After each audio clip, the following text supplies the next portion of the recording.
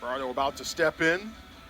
Grad transfer, originally from Middlesex, New Jersey, transferred to Notre Dame from Quinnipiac, which is in Connecticut. I've been to that campus, not a bad spot. Volchko, rocks and deals. First pitch, away we go. Enjoy the game, Stanford and Notre Dame. Fastball, 96 miles an hour, goes down low to Zimbardo. Slashing 312, 423, 424 with 3 home runs and 13 RBIs, a team-high 39 hits.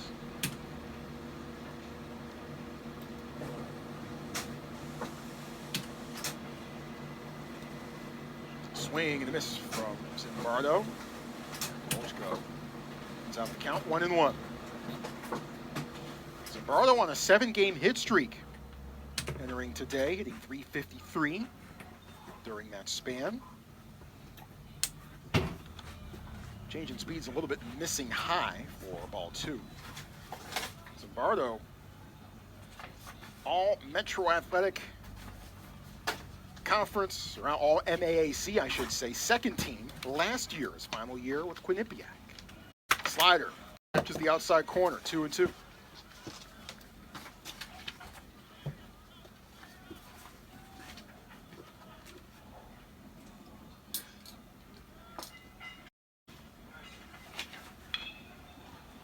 High hop, handled by Haskins, 1 away. You know, it's funny, the way that first at-bat went, I was thinking not a great sign for Volchko. He didn't hit any of his spots in the first 4 pitches he threw, and then he comes right back with pitch number 5, the best location we've seen of any pitch. Looked like an off-speed pitch that caught the outside corner and was knee-high. Really good location with 2 strikes for Volchko, and that's what's so critical to his game, because he has the strikeout stuff, and didn't get strikeout there, but induced soft contact. Well done. It's just a matter of trying to put it all together. Bino Waters stands in from the left-hand side and looks the pitch, catching the inside corner for strike 1. Waters, a freshman from Rochester Hills, Michigan.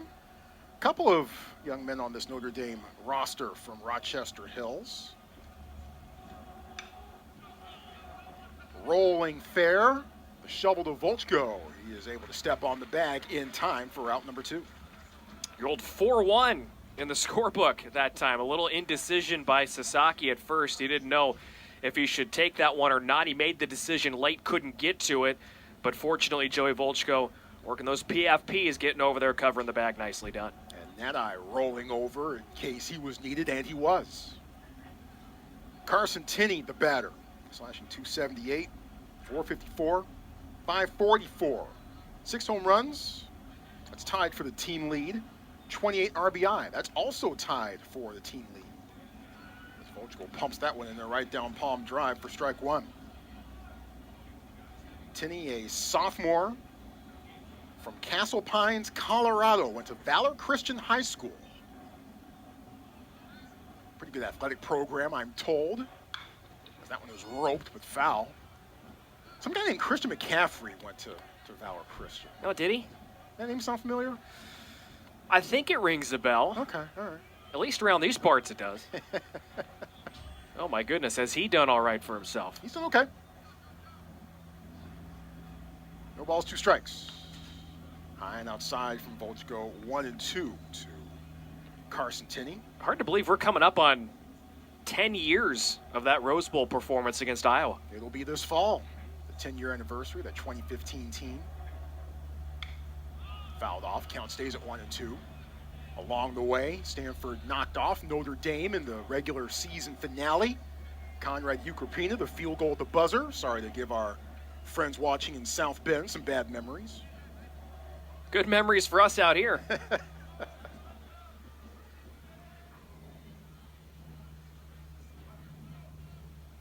1 ball and 2 strikes. Pitch to Tinney. Did he go around? Yes, he did. Strike 3. 3 up, 3 down for Notre Dame in the top half of the first. Irish 0, and the Cardinal coming to bat. Let's give you the Stanford batting order. It begins with Trevor Haskins. Boy, what a hot stick he has had throughout much of the season. Haskins leading off. Timo Becerra batting second. Jimmy Nadai in the 3 spot. Brady Reynolds batting cleanup. Tatum Marsh batting 5th. Rentaro Sasaki batting 6th. Charlie Som in the 7th spot. Brandon Larson is the designated hitter. He's batting 8th. Ethan Hott bats 9th. Your lefties are Reynolds, Sasaki, and Larson. That lineup was the lineup that delivered Stanford its win to close out the series against number 4 Clemson on Sunday. So David Esker, the Clark and Elizabeth Nelson director of baseball, shaking things up in the batting order heading into that series finale. It worked. Stanford got the win. So Eske and the coaching brain trust is sticking with that lineup again for this one. In the outfield for Notre Dame from left to right, Bino Waters, Jared Zimbardo, and Brady Gumpf. Around the horn is Nick DeMarco at third, Estevan Moreno at short, Connor Hinks at second, Parker Brustevich at first, Carson Tinney behind the dish, and Jack Riddell is on the mound for Notre Dame. You see him right there in the middle of your screen. The righty sophomore has some good size to him, 6'5", 210, out of Sioux Falls, South Dakota. Riddell about to make his 9th appearance at the start of the year. 3-3 record with a 5.31 ERA, 39 innings pitched, 36 hits, 25 runs, 23 of them earned, 14 walks, 27 strikeouts. Has given up 8 home runs in 39 innings, and the opposing batters hitting .245 against Riddell. And Riddell comes into this one working off of his 2 best starts of the season as the Friday guy for Notre Dame. 7 innings in a win against Virginia Tech where he only allowed 2 runs, and then 6 1/3 shutout ball at Boston College last week in a 2-0 win. So he's on a 2-game heater, and that's why a no-brainer really for Notre Dame to stick him back out there for the Friday start in this one. And gave up just 5 hits, walked 1, struck out 1. That was enough for Riddell to get the win last week at BC. Well, here we go. Trevor Haskins stepping up to the plate, the junior from San Jose. Facing off against Riddell. And promptly lining that one right to third. DeMarco can't put the clamps on it. And Haskins is on board with the base hit. So after having a hot series against Clemson last week, Haskins off to a good start this week against Notre Dame. Well, when you're swinging the bat well, you find ways to make a little hole in somebody's glove out there. That one was hit right at the third baseman, DeMarco, and it just glanced right off the tip of it. I don't know if maybe the sun, I mean, he's looking right into it, perhaps. Maybe that blinded him just a little bit, but hit right at him, couldn't make the play, but a leadoff single for Haskins. He stays hot. Timo Becerra takes the first pitch. Inside corner called for strike 1. Becerra, senior from Clovis, California. That's down Fresno way. Becerra hitting .353. Home runs and 23 RBI. Throw back to first. Haskins 0 for 2 in stolen bases so far this season. Stanford isn't going to necessarily try to rip it up on the base paths. And when they've tried to steal them, they haven't really done much, just 11 of 27 in that category. Breaking ball starts high, stays high, and it goes to a 1-1 count on Becerra.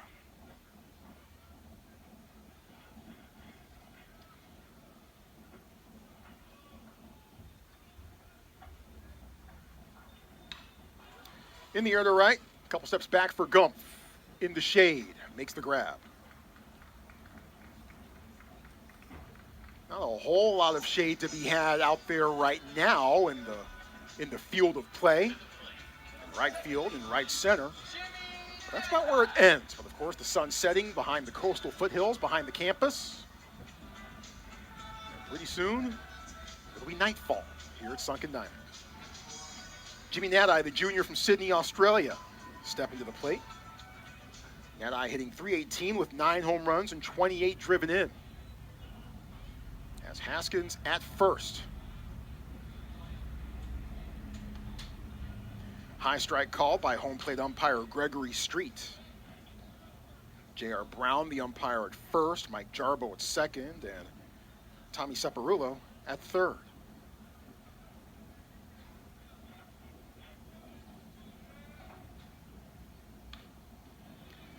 Fouls that one off to our right at the press box at Sunken Diamond, and that eye down in the hole quickly, 0-2. A couple of early off-speed pitches. You don't see that too often from a pitcher, but Riddell going deep into the bag early here could be setting up Notre for some high heat with 2 strikes.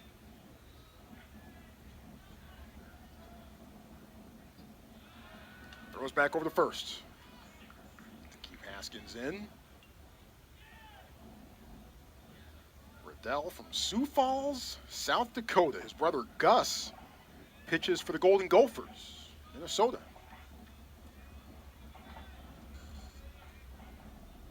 The 0-2 from Riddell. Curve starts upstairs and stays high. 1-2 to Jimmy Notre. Notre with 7 home runs in ACC play as of right now. By and large, the bats have done well for Stanford, continuing into league play. As that one is screamed right down the third base line. Fair ball, rolling all the way to the corner. Haskins being given the green light. He's rounding third. Here comes the throw. Haskins slides. Safe. Notre drives him in. Haskins gets the uniform dirty. It's kind of coming up out of the crouch. As it was, nobody in that side, clean lane, and that was routine. 1 ball and 1 strike to Reynolds. On a couple of rolls to second, the throw to first from Hinks to Brustevich is in time for the out. RBI double by Jimmy Notre puts Stanford ahead 1-0 after 1 on ACC Network Extra. Stanford ahead 1-0 as we head to the top of the second inning. Meat of the order for the Irish due up. It's Davis Johnson, the designated hitter, to start things off. He's a sophomore from Providence, Rhode Island. Johnson hitting .281 with 3 home runs and 10 RBI on the season so far. And fouls this one off opposite way, 0-1. Johnson with a go-ahead solo home run in the top of the 7th at Belmont back on March the 1st. That stood as the game winner for the Irish that day.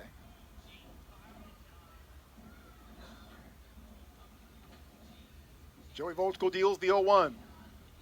This one off the fist, drops down for a base hit.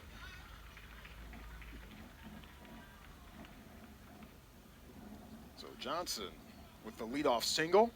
And that'll bring up Parker Brustevich. Right where Volchko wanted that one. In on the hands, hit the spot. Good fastball at 94, but Davis Johnson just muscling that one through. That's always tough to see as a pitcher, right? You hit your spot, you make a good pitch, and you definitely jam the hitter. Ain't able to square you up, and he still finds the open real estate out there in shallow center field. Sometimes you just tip your cap. Tipping the cap a lot towards Parker Brustevich so far this season. Team high .317 batting average, also with a couple of triples. Brustevich, freshman from Rochester Hills, Michigan, has reached in 30 of Notre Dame's, or at least in their first 32 games this season.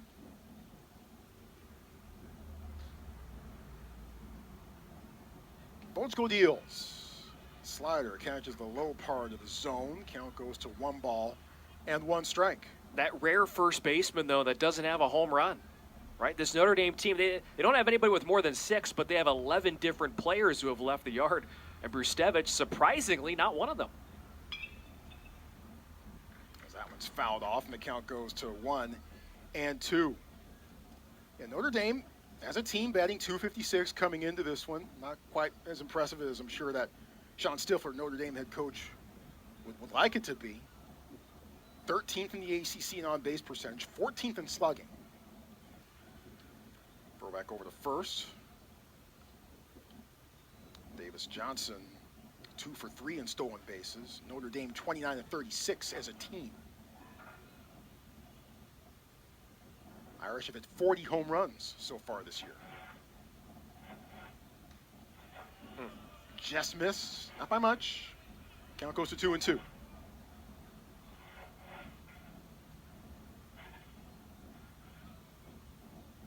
Charlie Somm perhaps trying to help out a little bit with the frame. Doesn't get the call. The 2-2. Back to Volchko. And the throw to first is way high.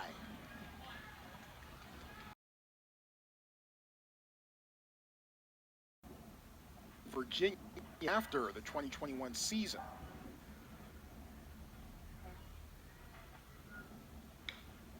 So if you want to get into vernacular, I guess, maybe not technically a grad transfer.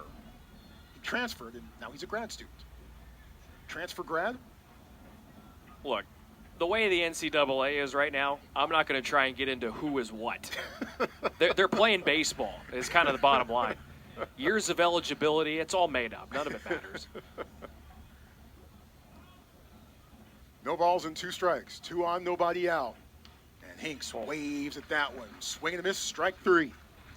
Volchko rear and back and deal with a 96-mile-an-hour heater. See, in Volchko, we mentioned at the top, right, he's got some of the best strikeout stuff, and that helps you when you get into these spots. You need a strikeout there. Ball's in play, scores a run, ties the game up. You need a strikeout, gets the big one, still got one more big out to get before you can kind of loosen up a little bit and focus on contact, but great strikeout, good challenge fastball from Volchko. Estevan Moreno goes around, that's strike 1. On the junior from Hanover Park, Illinois. And Moreno has been Notre Dame's leader in several offensive categories, even with a .218 batting average. Fly ball to right, coming in, Reynolds has room, makes the catch just in the sun. Runner tagging, the throw home, and beating the tag. Johnson is in, and we're tied at 1. You know, that was not a great throw from Reynolds in right field, but it's one that I wonder if Sasaki didn't cut off, if it would have gotten to the plate faster, if him gloving it, turning, and throwing, if that slowed it down enough. It might not have mattered in the end anyways. What really matters, though, the throwing error from Volchko right now, an unearned run, and that ties the game up. And gives Notre Dame a chance to answer after Stanford had struck first in the bottom of the first. Nick DeMarco is the batter, hitting .194 on the season with 5 home runs, 20 driven in.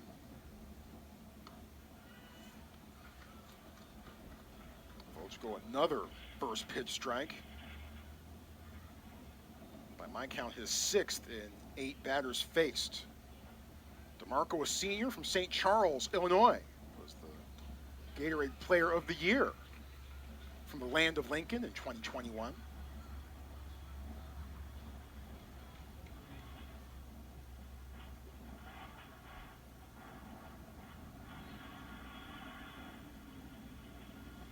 Stevich at second, and the Oak tails outside, 1-2.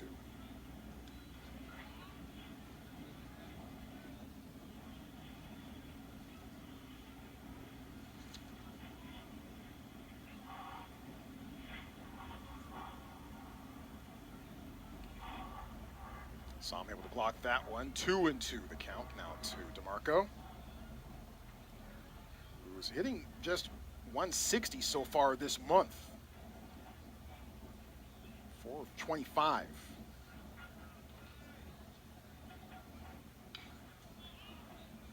Fouled off.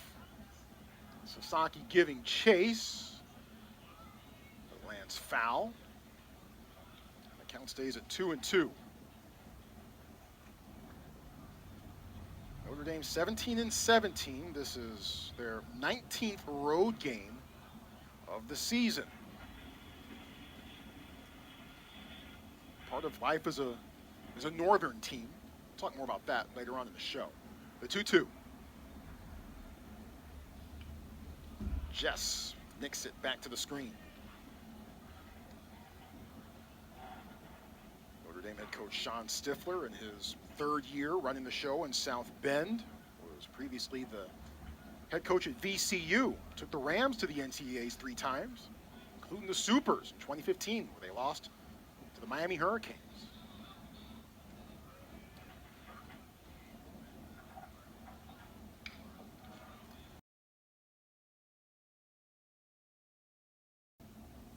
Strike 3. Third strikeout by Volchko, and that limits the damage to just 1 run for Notre Dame. Tied at 1 apiece. Bottom second in just a moment. Bottom second begins with Tatum Marsh, the 5th batter in the Stanford order, striding up to the plate. As you look at gorgeous sunken diamond, 335 down the lines, 375 to the alleys, 400 to straightaway center. Outfield fences are 8 feet high. Marsh, the freshman from San Jose,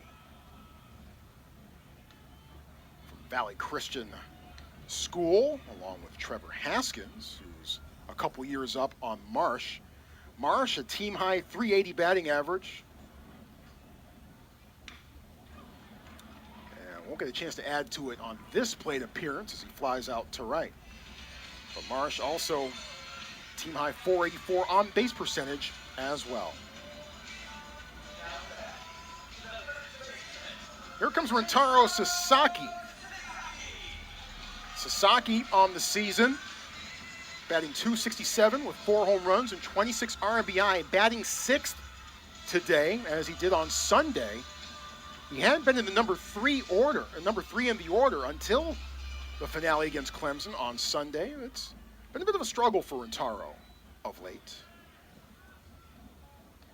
as he takes the first pitch, a breaking ball inside for ball 1. But before we do anything else, we need to say, Otanjobi omedetou gozaimasu. I was wondering if you had that in the bag. Yes, indeed. Happy birthday, Rentaro Sasaki. Turns the big 2-0 today. Hey, what better way to break out of a slump than doing it on your birthday, right?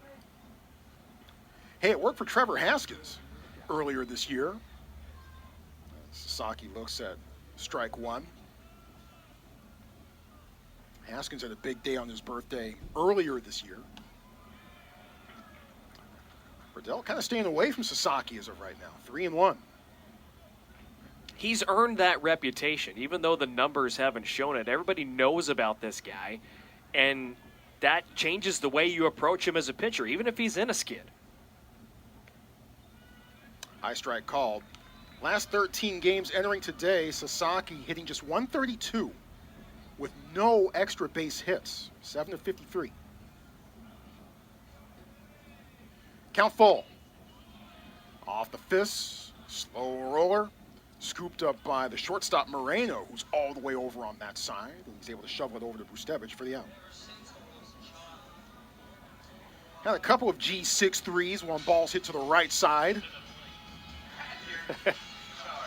That's baseball these days. Well, it's baseball at the collegiate level. You don't really see that anymore at the professional level. You're right, yep. Charlie Som, the senior from Thousand Oaks, stepping in. The veteran catcher hitting .233 on the year with 4 home runs and a 16 RBI. Look, I'm just saying, I know I'm more of an old-school baseball traditional guy, but I have no problem with the shift. So I think banning the shift it's silly. Yeah, I'm right there with you. Swing and a miss, Som way in front of that one. If you have the ability to position guys defensively in a strategic way to help you get outs, so be it. As a pitcher, I loved it. Well, and as a batter, you should be able to find ways to beat that. Yep. Foul down the third baseline. Count goes to 1-2. But what do we know? That's why we're up here.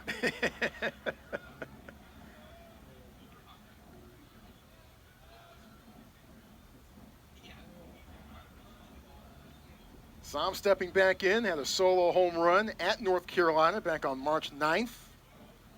Opened the scoreless game and helped Stanford out to a 7-0 Stanford win. That was the first time that anyone had shut out the Tar Heels in Chapel Hill in 6 years. But it's been tough sledding for Stanford for the most part since then. They got swept by Cal here at Sunken Diamond. That hasn't happened in decades. And Stanford just hasn't been able to find its way completely off the mat since then, certainly in ACC play. They dropped 11 in a row in league action before getting one against Clemson in the finale over the weekend, this past weekend. 2-2.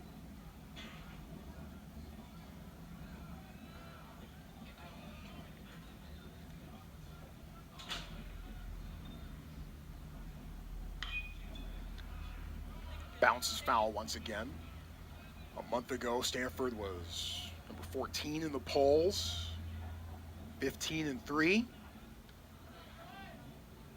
third in the ACC. Things look a bit different now. Different now, and the crazy thing is, Troy, they're still high up there in the metrics and the RPI, and still in postseason contention. The high heater from Riddell, swing and a miss by Som. That is strike 3. An impressive K to end the inning by Riddell. 1-1, tied between Stanford and Notre Dame. 2 innings in the book on ACC Network Extra.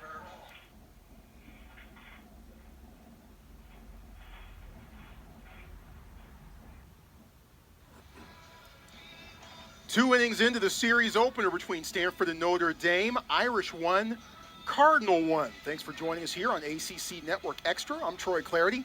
Taking you through the third and the fourth is Brian Brownfield. Joey Volchko back to work for the Cardinal in this 1-1 game. He'll face 9-1-2 for the Fighting Irish. Brady Gumpf, Jared Zimbardo, and Bino Waters as Volchko works his way in one batter through the second time through this Notre Dame lineup. Gumpf, the right fielder for the Fighting Irish, as Volchko goes from the windup, and his first offering is down and away with a fastball, 1 ball and no strikes. Gumpf, graduate student from South Bend, homegrown, St. Joseph High School, in his 5th season with the Fighting Irish. The 1-0 pitch is outside, 2 balls and no strikes, and really has Notre Dame in his blood, quite literally. Deanna, Notre Dame softball head coach for over 20 years. The 2-0 offering, Gumpf goes after it and lines it foul. And not only that, but his father was a Notre Dame baseball assistant coach for 3 seasons. So yeah, he was kind of destined to play baseball for Notre Dame. Yeah, Deanna retired after last season, won 855 games in South Bend.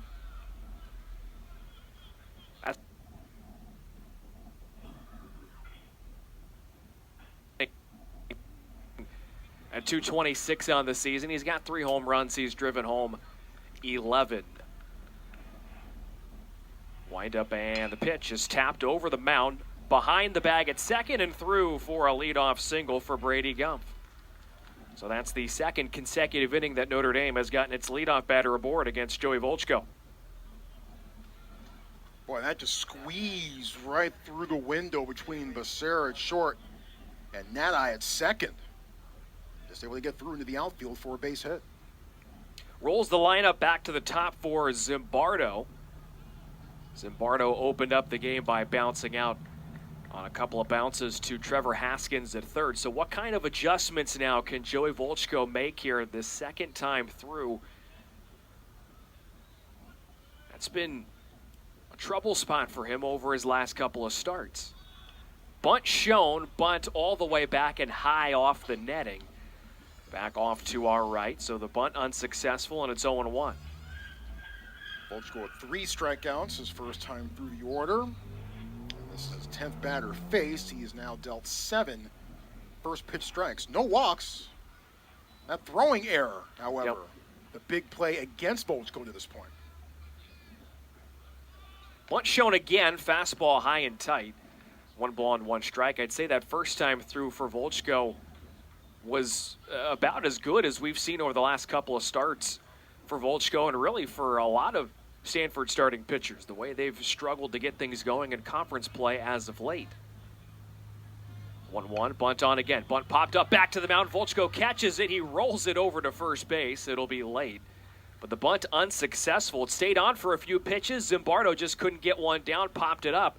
And a big first out for Volchko. Boy, and Volchko was kind of saying to himself, man, if I'd been able to find the handle on the ball, make the transfer, and shove it over to Rentaro, that would have been a crucial 1-3 double play. As it is, he'll certainly take the 1 out here. So Zimbardo probably a bit frustrated with himself, but brings up Bino Waters, the left fielder for Notre Dame, in this 1-1 game, top of the third here on the farm. Slight infield shift on behind Volchko.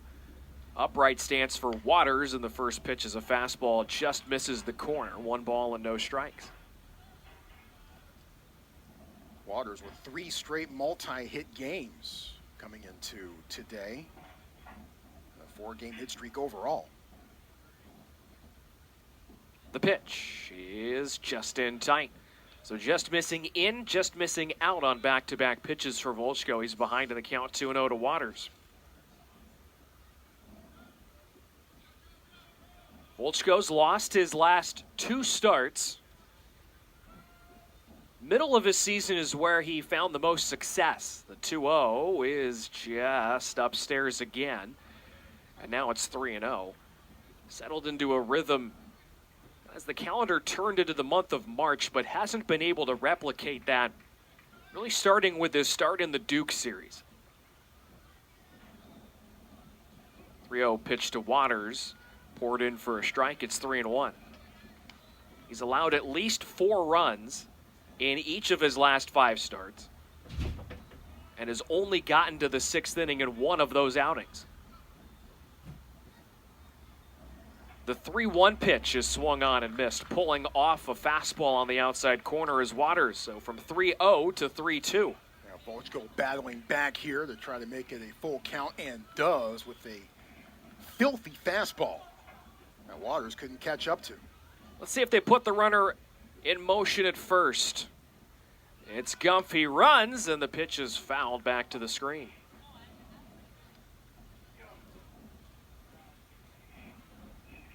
Chased what would have been ball 4 did Waters. And getting back to first base is Gumpf. Let's see if they put it on here again. 3 balls, 2 strikes, 1 out in the top of the third. Volchko, couple of quick looks over. Gumpf runs. The pitch bounced softly towards Volchko. He's going to underhand this one to first base, make it much more clean and routine for him. And that's out number 2 as Gumpf advances 90 feet to second. Well, not for nothing, even though he did airmail the throw in the 2nd inning and got charged with the error, a couple opportunities for Volchko to come back and field, and he's responded well in both instances. He's been very busy fielding his position in this one. Mm-hmm. You know, you think back to when he had to cover the bag the last time Waters was up. Yep. On that 4-1 unconventional scoring output at first. The throwing error, and he's been a contributor in both of the outs in the field in this inning. But the go-ahead runs at second. Here's Carson Tinney. He goes after the first pitch and lines it back over the screen. Tinney, a strikeout victim to end the first. 1 of 3 for Volchko through 2 2/3 innings.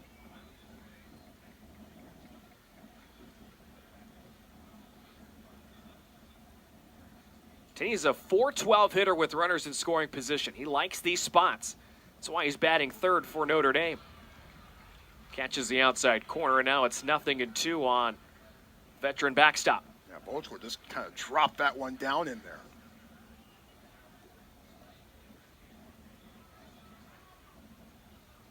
The 0-2. Outside, went with the fastball, ran it off the plate.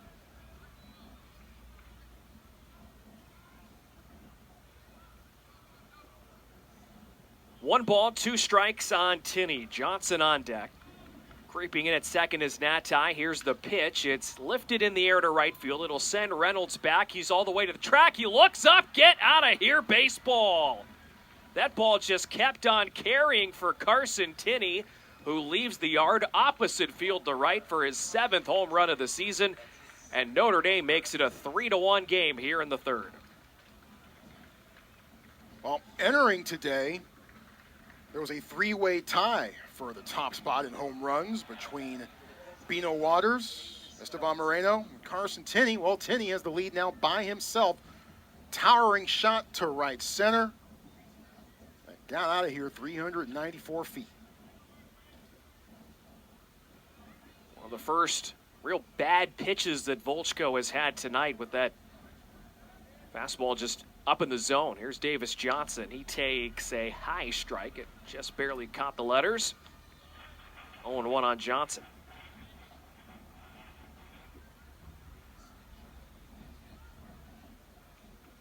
Third consecutive start with a home run allowed for Volchko. It's just his fourth that he surrendered in 2025.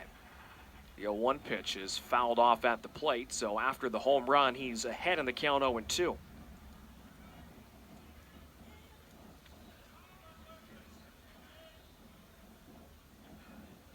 It's been a struggle as of late for Notre Dame in the home run department. That's just their fifth home run in the last 9 ACC games.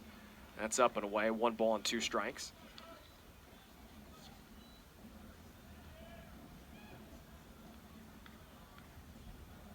Of course, they had a big performance a few weeks ago against Florida State. Yep. 7 home runs in 1 game, but it's been quiet since then. Slow roller to first. Sasaki gloves, underhands to Volchko, who covers, and that will retire the side. But damage done. 2-run home run for Carson Tinney. Oppo Taco halfway through the third, and Notre Dame leads it for the first time tonight.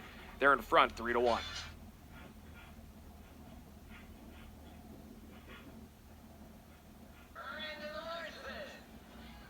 We're in the bottom of the third inning here on the farm. It's Notre Dame 3 and Stanford 1. Brian Brownfield alongside Troy Clarity on this Friday night, game 1 of a 3-game ACC series. As Larson will lead it off, followed by Ethan Hott and Trevor Haskins against Jack Riddell. First one in there for a called strike, and it's 0-1. Larson, the designated hitter for Stanford, batting an even 300 this season. 3 home runs and 14 driven in, and he puts a charge into one to right field on a line. Gumpf is giving chase. He dives, and did he hang on? Yes, he did. Oh, what a catch in right field by Brady Gumpf. Just 1 step in front of the warning track as he dives, full extension on the grass.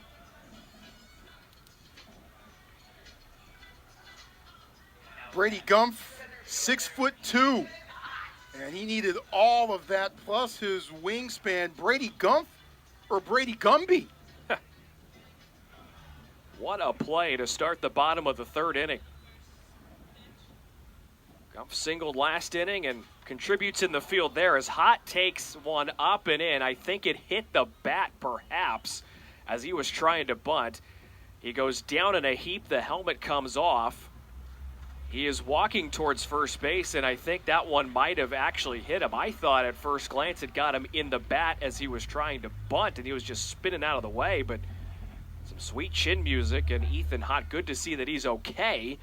He's going to reach base safely. Yeah, when David Esker and the trainer went out to check on him, Ethan just kind of touched his right cheek. As if to say, hey, it kind of got me there.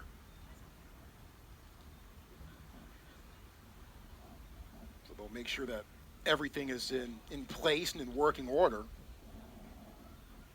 91-mile-an-hour fastball from Riddell. Well, and I was about to say, boy, Riddell must be feeling pretty good about things right now. His team comes through for him after Riddell gives up the run in the bottom half of the first. Notre Dame, now he's pitching with the lead. Gets a great defensive play by Gumpf to begin the half inning, and then, of course, the very next pitch goes up and into Reynolds and just loses control of him. Or the hot check that. So they're still checking on him down there at first base. Shedding some of the protective gear and now getting ready to put the helmet back on. Certainly a welcome sight for all baseball fans.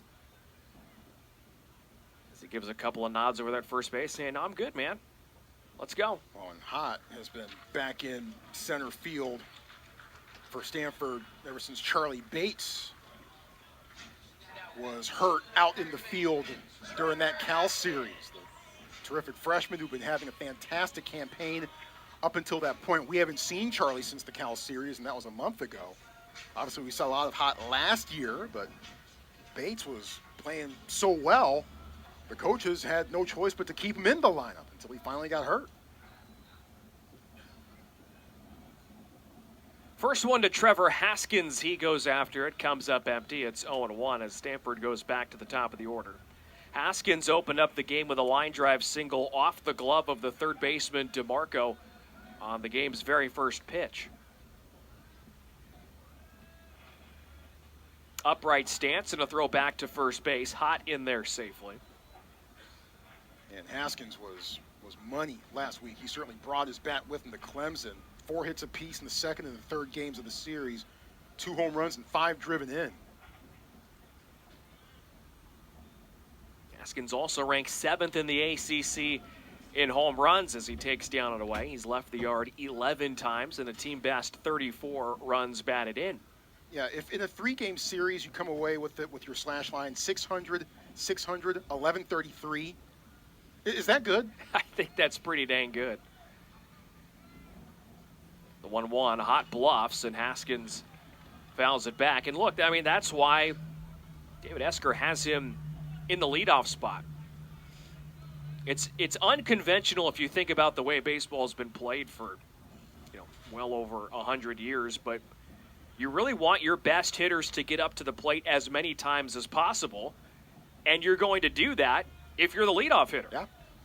And so getting your best bat up there as frequently as you can, not a bad idea, and it's paid off a lot this season as Haskins takes high. Well, and Haskins has helped prove the worth of that strategy himself with the season that he's had this year. Began the season with an 11-game hit streak and has stayed hot throughout much of the year. 2-2, Hott runs, and that one's popped up right side of the infield, so Hott's got a scamper back. Retreating at first is Brustevich. He's underneath it. He's got it for out number 2.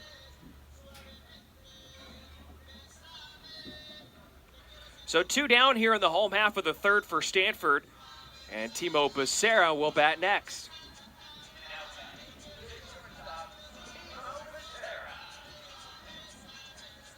I was surprised to see Hott running on a 2-ball, 2-strike count there. You mentioned, Troy, earlier that Stanford doesn't run a ton. Hott is 3 for 3 swiping backs, but there's just one team in the country this year with fewer stolen bases than the Cardinal.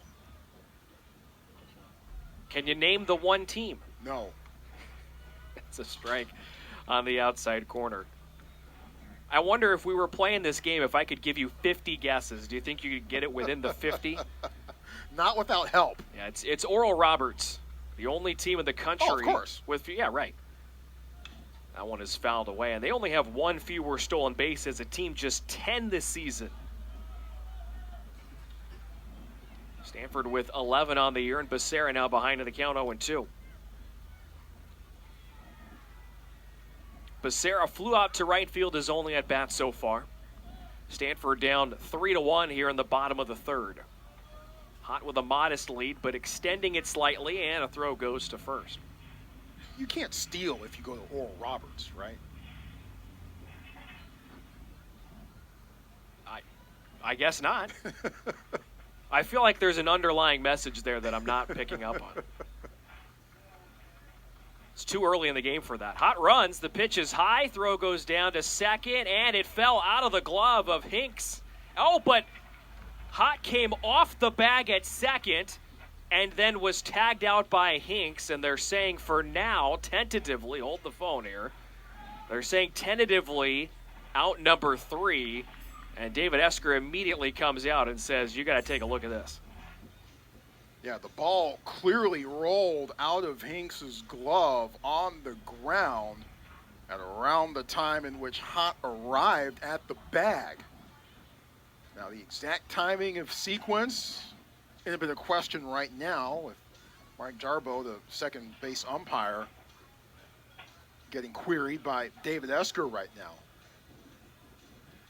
Well, and is it possible too, Troy, and I'd have to look at it a second time, but is it possible that perhaps Hinks maybe helped Ethan Hott off the bag as well? Because the ball, I never saw the ball get back into the glove, so maybe he nor did I. Kind of pushed him off with the bare hand with the ball in it. I'm not 100% sure what Mike Jarbo saw out there. But now Jarbo and Gregory Street, the home plate umpire, together with Coach Esker as well. Notre Dame's kind of in that weird in-between spot where they have all their guys off the field, and it looks like they're not going to take a look. So whatever explanation Jarbo gave Coach Esker, decides him not to go take a second look. So that'll be it, and we're through 3 here on the farm. Notre Dame leading it 3-1.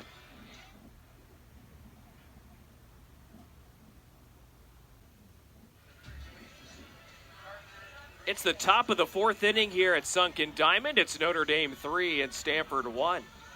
The Fighting Irish 3 runs on 3 hits, no errors, 1 run, 2 hits, and 1 defensive miscue for the Cardinal. That was a throwing error for Joey Volchko, led to the game's first run for Notre Dame. Brustevich will lead it off, the first baseman for Notre Dame, followed by Hinks and Moreno as Volchko delivers the first one on the outer half for a strike at 95. I think this is a crucial part of this game right here. After Notre Dame has put up runs in the last 2 innings, Stanford has had some problems over the last couple of innings themselves. Volchko will be best served in keeping Notre Dame off the board here in the top half of the fourth and keeping Stanford within striking distance here. Well, look, Stanford, no stranger to playing from behind this season, and they had a lot of comeback wins early in the year, as that one skips to the backstop, and it's 2-1. But the problem with that, Troy, is that a lot of those comebacks came in the early innings. Right. Yep. Right. You're trailing, 3-1 like it is now. You're trailing 6-3, something like that. But when they get later and deeper into the ballgame, Stanford has not been able to erase those deficits. 2 bouncer to short. Becerra across to Sasaki for out number 1. Stanford was down 7-3 in the 9th at Cal State Fullerton back on February 17th and came back to win that one 9-7. But yeah, by and large, it is nice to have 9 comeback wins on the year, but you do kind of have to balance that out with the fact that most of those comebacks started in the 3rd, started in the 4th, started in the 5th inning. Here's Connor Hinks, the second baseman, from the windup.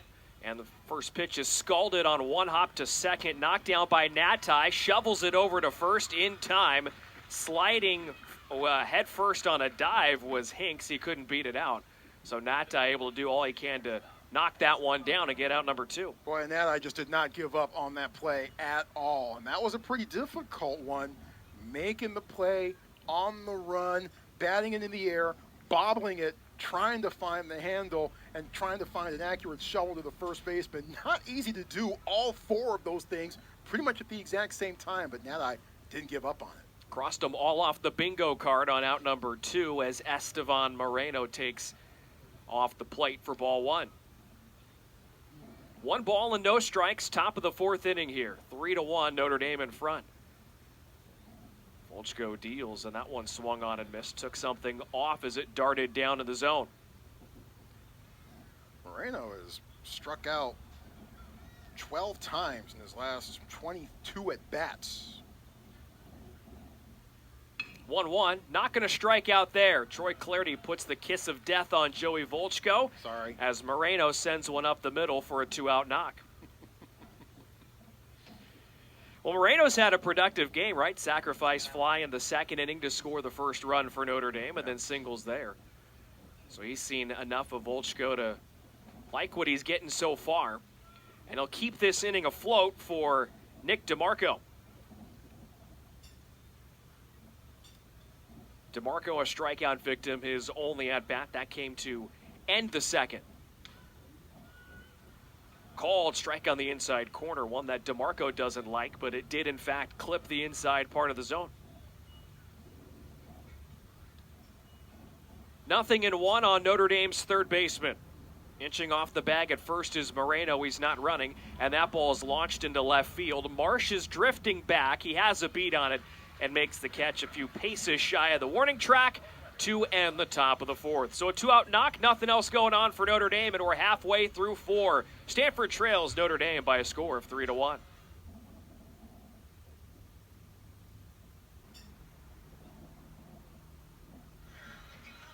Downstairs 4th at Sunken Diamond, it's Notre Dame 3 and Stanford 1 alongside Troy Clardy. Brian Brownfield with you for game 1 of this 3-game series on a busy weekend here on the farm. 2, 3, and 4 set to bat for the Cardinal here in this inning against Jake Riddell. Riddell has settled in nicely after allowing the leadoff single to Haskins, and 2 batters later, the RBI double for Jimmy Natai in the 1st. He has faced the minimum since that point. 7 batters have come up and 7 batters have eventually been retired as Timo Becerra checks his swing on the first pitch. Just barely got a piece of the off-speeder from Riddell, and it bounces foul towards Stanford's dugout. No balls and 1 strike on Becerra, who flew out to right field his only at-bat against Riddell. That's a curveball, drops in there on the outside corner, and Riddell working quickly and ahead in the count. No balls and 2 strikes. Shadows starting to overtake the playing surface here at Klein Field as that one is sent back to the netting. Parts of the mound still in sunlight. The rubber is covered by shade. Second base and third base in sunlight, but shadows creeping in behind the bag at second. It's taken over about, I'd say, 75% of the outfield. Curveball stays just outside. Riddell can't get the call. That's 1 ball and 2 strikes on Becerra. Outfield plays the Cardinal shortstop straight away. Same with the infield. Don't see that much anymore. 1-2 pitch is fouled back to the screen.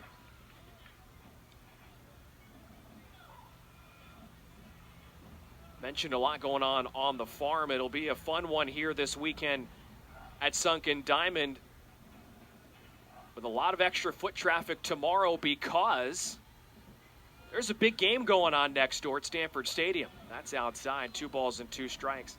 Stanford and Cal softball in the big swing as Stanford tries to break the NCAA attendance record for softball. The 2-2 is a fastball that just misses the bottom of the zone.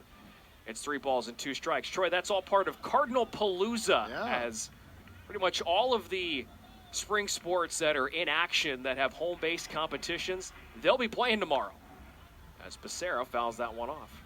Beach volleyball will be going with a couple of matches later tomorrow afternoon. We'll dive deeper into softball here in a moment or so. Of course, baseball game 2 of this series. First pitch, 2:05 p.m. Pacific time. All sorts of things happening. Football practice, spring football. 3-2, Becerra takes inside, ball 4. Good at bat by Timo Becerra. A hard-fought one as well, but works a walk to open up the 4th. Yeah, was down 0-2 and is able to finally coax the walk. And Stanford, for the second time today, getting the leadoff man aboard. Last time they did that was in the first. Haskins came around to score on Jimmy Nadi's RBI double. Oh, speaking of Nadi, here he is. So Nati ripped that one into the left field corner his last at bat. That was the last hit for the Cardinal against Riddell. 1 on, nobody out. Bottom of the 4th, Stanford down a pair. First one to Nati is taken for a called strike. And for all fans that will be in attendance Game 3 of this series on Easter Sunday, you bring your gloves and play catch down on the field following the ball game.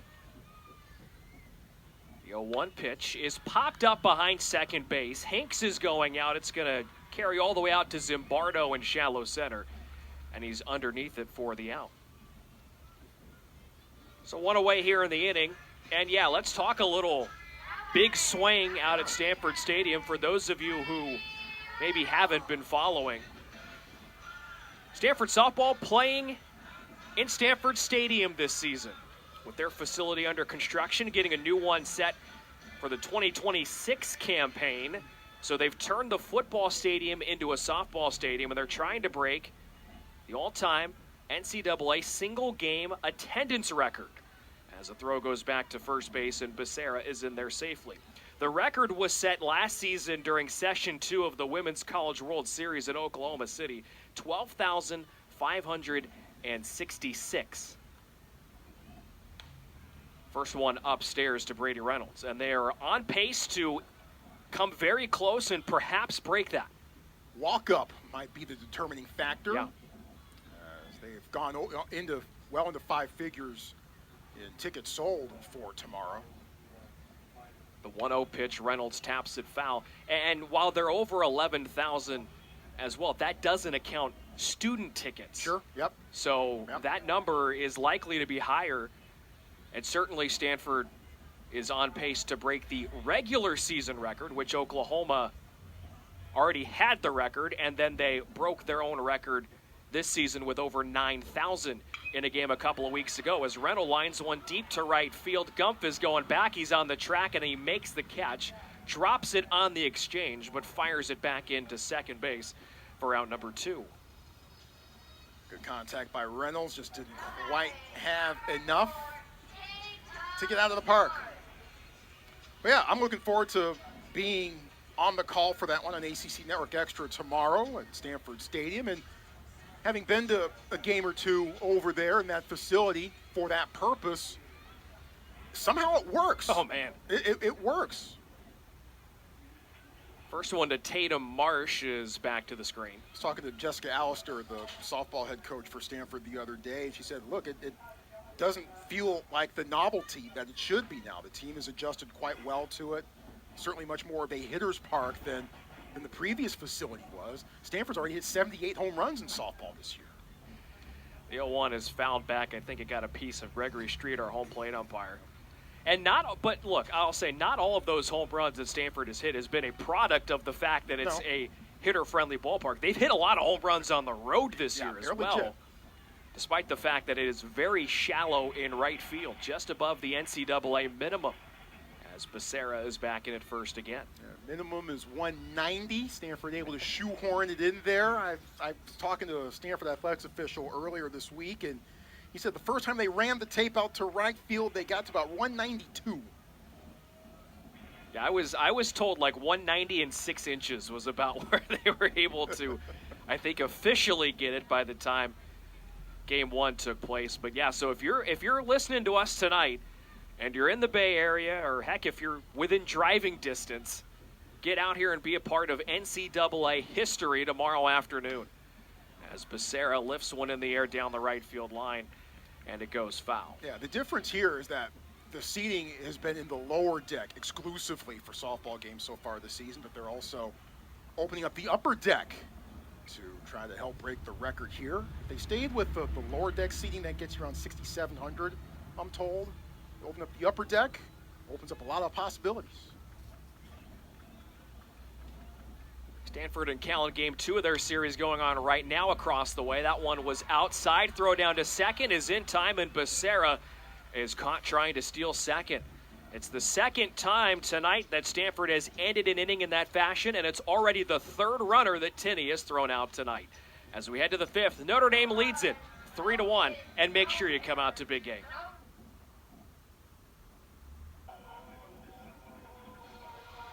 We've made it to the top of the 5th inning. It's Notre Dame 3, Stanford 1. I'm Brian Brownfield, and let's hear from Troy Clarity in the 5th. Great to have you with us here on ACC Network Extra, with Notre Dame leading Stanford 3-1. Stanford scored first. Notre Dame striking back, tying it up, drawing level in the second.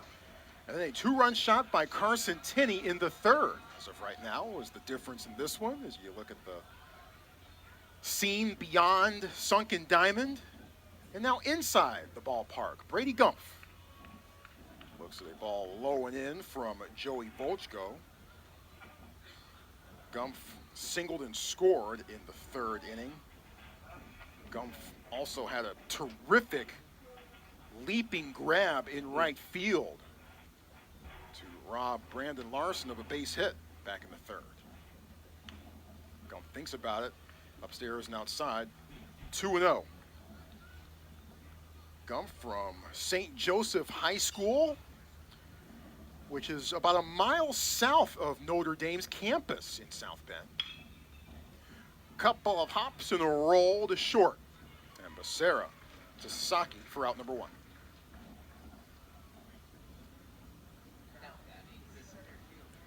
So back to the top of the order we go. Volchko with 3 strikeouts and no walks has allowed 4 runs. 3 runs, 2 earned. 2 trips through the order. Jared Zimbardo, 0 for 2. He bunted, but it went right back to Volchko, who snared it out of the air.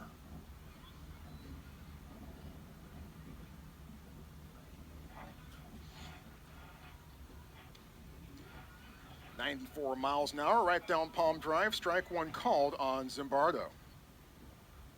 Of Notre Dame's first 18 games on their schedule. They had just one on their slate as a home game. And that game that was supposed to be played on March 5th was postponed due to snow. They were supposed to play Eastern Michigan that day. I know, I was in South Bend that day. Stanford men's basketball was there. That was fun, scraping off all the ice and snow off my rental car after the game was done. I was going to say, you didn't get snowed out. No, not in basketball. That game was played as scheduled. As it counts 1 and 2 on Zimbardo. High strike called. Volchko's 4th strikeout of the evening. I mean, you know, it sounds crazy, but that's really the difficult things that all of these East Coast or Northern schools have to deal with early on in their seasons. Yep. And we'll get to April, and you go, what? You've only played 14 games at home? How'd you not play any at home until the middle of March? But that's why. Well, but those 14 games at home were all consecutively. Right. After those first 18 were on the road, or 17 of the 18 anyway. Here's a hot shot back up the middle. Bino Waters grounds out to Becerra, who throws over the first in time for the out. Quickly, 3 up, 3 down. Notre Dame still up 3-1. Bottom 5th in just a moment on ACC Network Extra.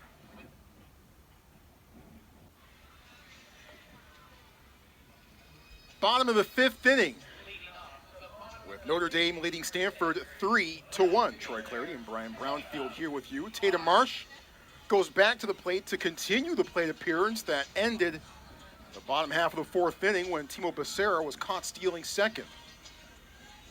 Stanford 0 for 3 on stolen base attempts this evening. 2 of them to end innings. As that one is fouled off. 0-1 to Marsh, who flew out to right back in the second. You know what's really helped Carson Tinney behind the plate, Troy, is that on all 3 of the caught stealings, the pitches have been up and away. And I don't think that's necessarily been by design. They're certainly not pitch outs, but it just so happens that every time Stanford runs, Jake Riddell is missing up in the zone, so Tinney's got a head start. That one's in there for a called strike 2 from Jack Riddell to Tatum Marsh. But certainly not a great development for Stanford as they keep ending innings by getting caught out on the base paths. Tatum Marsh goes around, swings and misses. That is strike 3 and Riddell's 2nd strikeout of the evening. And that brings up the birthday boy, Rintaro Sasaki. Grounded out to short on the right side of the infield. Back in the second.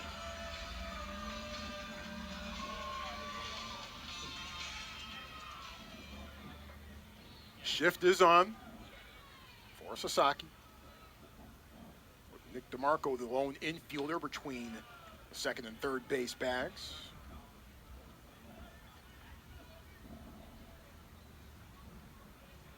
Couple of scores from around the ACC.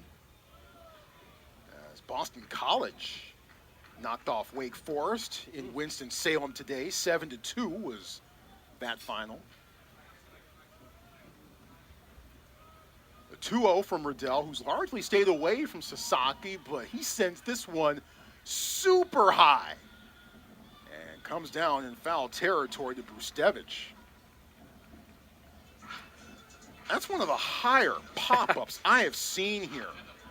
You know, sometimes, you get planes coming into SFO that have to make the U-turn over the Stanford campus to head into SFO, San Francisco Airport. I was starting to worry there for a second.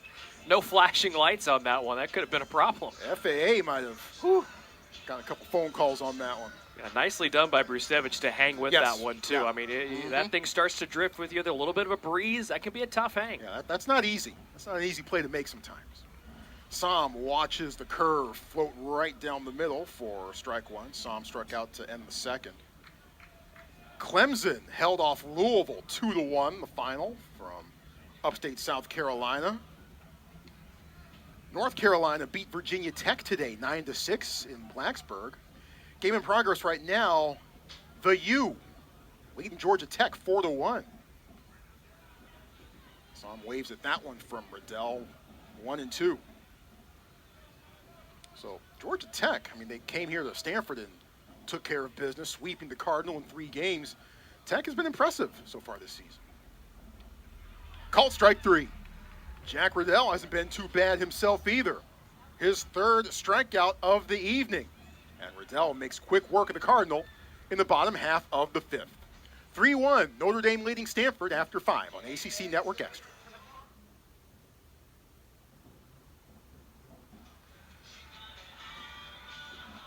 Sunken Diamond, the scene, top of the 6th inning. Notre Dame leading Stanford 3-1. Thanks for joining us here on ACC Network Extra. I'm Troy Clarity. With the 6th and the 7th, he's Brian Brownfield. Heart of the order for the Fighting Irish against Joey Volchko, Tinney, Johnson, Brustevich. The 3, 4, and 5 hitters up against Volchko, who has settled into this one nicely after allowing a run in the 2nd and 2 runs in the 3rd on the home run by Carson Tinney. He's up right now. First pitch catches the outside corner for a called strike. It's 0-1. 19 pitches combined by Volchko and Riddell in the 5th inning. It was not difficult math to arrive at that. That's how low the pitch count was. As both men 1, 2, 3 in the 5th. The 0-1 to Carson Tinney is a half-hearted effort. Tinney can't hold up at that fastball that was bearing down and away. Well, Tinney's now homered, by the way, in back-to-back games. Had a 2-run shot against Valparaiso in Notre Dame's win on Tuesday. The 0-2 is down and away. They're certainly happy to have Carson Tinney back. Was injured for a chunk of last season after he made 15 starts behind the plate. And Tinney is called out on strikes. Volchko took something off. The pitch was up in the zone, but just barely caught the corner. And that's strikeout number 5 for the right-hander. Well, and we've seen the high strike called more often than not for much of the evening. And that trend continuing with Carson Tinney going back to the dugout. Look, just 77 pitches as well for Joey Volchko, who's made it to the 6th inning. An important development. The way things have been going for Stanford starters as the first pitch is tapped back to the mound, leaping up as Volchko races to first, underhands it in time for the out. And 2 quick outs to open up the 6th for Volchko. That's what, the 5th defensive play that Volchko has been involved in here today? Yep, by my count. If you want to count the throwing error that he had in the 2nd inning, that would be 6. He has been as involved as you can be for a pitcher fielding your position in one game. But he's helped keep it a 3-1 game, and now time is called, and Notre Dame going to use up a timeout to try and break up some of this rhythm here for Joey Volchko. Well, and it's been a big problem for Stanford during the struggles they've had over the past month. Hitting has been there for the most part, but pitching has been a real struggle. Over their last 15 games, they've allowed 12 innings of 4+ runs, which is technically considered a big inning. Their team ERA over that span has jumped almost 2 full runs. And their opposing batting average, team batting average, has gone up 45 points over that span. It's been a real struggle, and it's been an issue for Stanford over the last month, and they've just been trying to find anyone to get the job done on the mound, and it's been tough for them to find. Parker Brustevich takes outside, and if you're a fan of the quality start statistic, going 6 innings and allowing 3 runs or fewer, Stanford has not had one since the Duke series, as Brustevich takes a strike. That was in Game 2 by Christian Lim, where he allowed 1 run over 6. All the way back on March 15th, a strike on the outside corner, and Brustevich behind in the count 1-2. And it's been starters and the bullpen that have been struggled too. It hasn't just been necessarily one or the other. The bullpen was lights out for the first month of the season. Second month, not so much. 1 ball and 2 strikes on Brustevich. The pitch down and away, backhanded by Charlie Somm. The count runs even at 2 balls and 2 strikes. Give Stanford's pen some credit. They pitched well in the final game of that Clemson series on Sunday. Scattered 1 run over 3 1/3 with 5 strikeouts.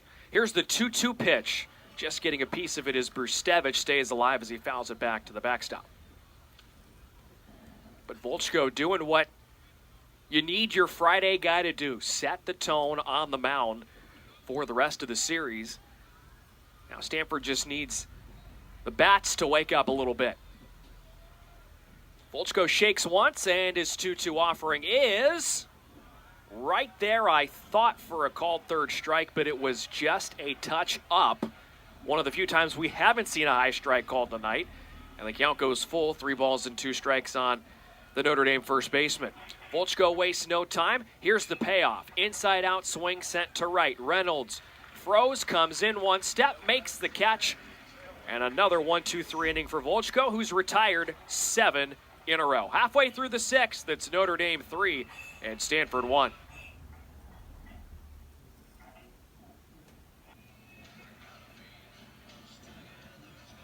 Bottom of the 6th inning here on the farm. It's Notre Dame 3, Stanford 1. Game 1 of this 3-game holiday weekend series here. Troy Clarity, Brian Brownfield with you on ACC Network Extra as Brandon Larson will lead it off for the Cardinal. Larson, Hott, and Haskins for Stanford against Jack Riddell, who has really settled into this game nicely. Looked like it might be an uneven start for the right-hander. The way he started as Larson swings and misses at an off-speed pitch. But Riddell, that was pitch number 67 here in the bottom of the 6th inning. And he has not allowed a hit since the first inning, and that double that scored a run off the bat of Jimmy Natai. Larson sends one to second. It goes through the wickets of the second baseman, Connor Hinks.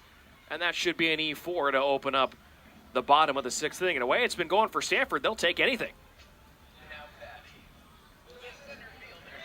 Well, now for Stanford, what they need to do is make sure that that Larson stays on the base paths, because that's been a major problem tonight. They're 0 for 3 on stolen bases and is able to come around and score, which Stanford has not been able to do since the first inning. Yeah, Natai, who had the run-scoring double in the first, was caught stealing third. The first pitch to Ethan Hott, in on the hands, and it hit him. And it's the second time tonight now that Ethan Hott has been hit. And now perhaps the greatest opportunity Stanford has had to score since the first. 2 on, nobody out, and their best hitter, Trevor Haskins, striding to the plate. Yeah, Stanford has not had 2 on at any point in this game. Those opportunities have been few and far between for the most part for the Cardinal. They were able to take advantage in the first with the RBI double by Jimmy Natai, but outside of that, it's been pretty scarce. David Esker is going to pull everybody over in front of the Stanford dugout to go over the situational here with Trevor Haskins up. And look, Stanford, they play baseball kind of in an old school way, right? They're not afraid to lay down the sacrifice bunts, but you have your best hitter in Trevor Haskins up. Do you want to take the bat out of his hands in this spot when you know the offense has struggled tonight? Yeah, I'd be hesitant to, but I'll trust the coaches. They know a heck of a lot more about this than I do. So in strides Haskins. Stanford as a team this season with 18 sacrifice bunts. Haskins does not have one of them. He goes around on a first pitch breaking ball that was in the dirt. It's 0-1. Well, now suddenly Riddell finds himself in a big spot, really for the first time in this game. Haskins great with runners in scoring position. The 0-1 in the air to shallow right field. This is a long run for Gumpf. Going out as the second baseman Hinks, he makes the over-the-shoulder grab in front of the right field foul line for a big out number 1. Covered a lot of ground. Yeah, had to cover a lot of ground, make a difficult catch, make a difficult approach. Lights haven't taken full effect here tonight, as of right now anyway. So the ball might be a bit more difficult to track as a result, but Hinks able to handle it. So Haskins, a .429 hitter with runners in scoring position, can't move anybody up. Larson stays at second, Hott stays at first, And here's Timo Becerra, middle infield, crowding the bag at second. They'll play for two. And Riddell delivers a first pitch that's lined into left field. It goes towards the corner. It's going to one-hop the wall out there in left field. Larson comes in to score. Hott's up to third base. Stop sign on there for Ethan Hott. And Timo Becerra delivers an RBI double into the left field corner. Becerra with RBI number 24 on the season. And Stanford has cut the Notre Dame lead to just one. It's 3-2. Well, that's Becerra's sixth double against ACC foes. So he has been swinging the ball and swinging the bat rather, and being quite productive against league foes. And there was a bobble by Waters in left field. I'm not sure that it was caught by the third base coach. I think if it had been caught, I think it would have sent Hott home. So now we'll see a defensive conference and a mound visit here for Notre Dame as Riddell has suddenly run into trouble. There is bullpen activity down there in left field for the Fighting Irish. It's a right-hander. We know that much. But the way that Riddell has been tonight, I wouldn't imagine yet at this point that we're going to see a change. Again, the pitch count's in really good shape for the Fighting Irish's Friday guy.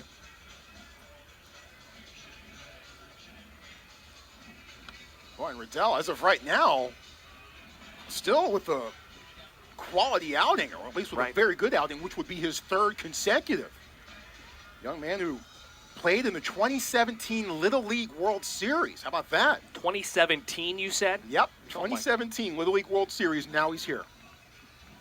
That makes me feel old, Troy. Get used to it. Actually, I was at the 2017 Little League World Series. Hold on here. Okay. Fun fact, first one to Jimmy Natai bounces down and away. The only time I've ever been to Williamsport, summer of 2017. Sat out there on the hill, drank some lemonade, and watched some dang good Little Leaguers. Yeah, you did it right. That's a terrific event. I hope to. Oh yeah. Hope to make it one of these days. I did the Junior League Softball World Series when it was in Portland. I still do the. 1 ball, no strikes to Natai, who takes one that drops in for a strike. Yeah, good curve by Riddell. I should correct myself. I did the Little League Softball World Series when it was in Portland. Still do the Junior League Softball World Series, and those events are just crazy fun. Oh, man. Ball and a strike on Natai, who's already got an RBI double tonight, tied up on a high fastball. He's behind in the count 1-2. Well, and Natai certainly one of the bats you want here at the plate if you're Stanford right now. Natai, a .350 hitter with runners in scoring position. The 1 ball, 2 strike pitch is called on the outside corner.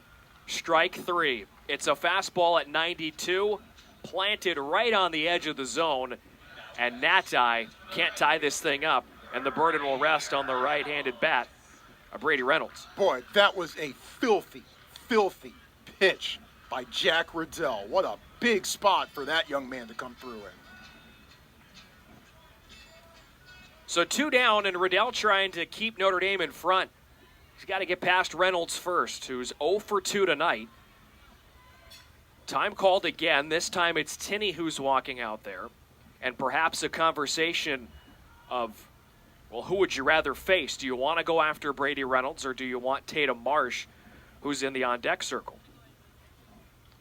With Reynolds, you have a left-handed hitter. With Marsh, you have a right-handed hitter.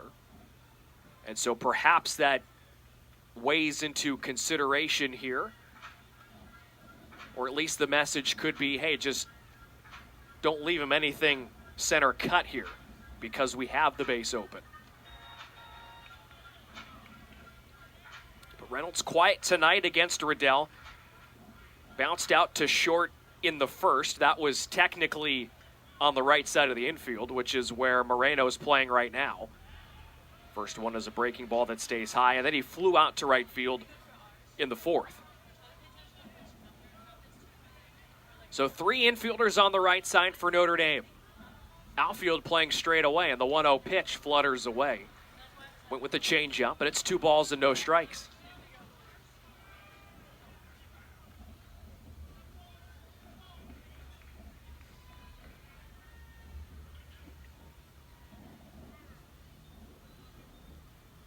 Reynolds this season has enjoyed hitting with two outs, a .395 hitter. And something that Stanford has been doing well of as of late. It's low, and it's 3-0 on Reynolds. Stanford as a team is batting .318 with 2 outs this year, and they have 97 two-out RBI. And did a lot of terrific work with 2 out in the final 2 games of the series against Clemson last weekend. The 3-0 to Reynolds is right there for a called strike on the outside corner. 15 of the 21 runs that Stanford scored in that 3-game set against the Tigers came with 2 outs, including 9 of 10 on Saturday, 6 of 11 on Sunday. 3-1 on Reynolds. He goes after that one, sends it out to center field. Zimbardo's drifting back. Everybody thought he got enough of it, but Zimbardo makes the catch on the warning track. Needed it to go 400, got about 393, and that will end the inning. Stanford gets 1, though, on the RBI double by Thibaut Becerra, and we head to the 7th. It's now Notre Dame 3 and Stanford 2.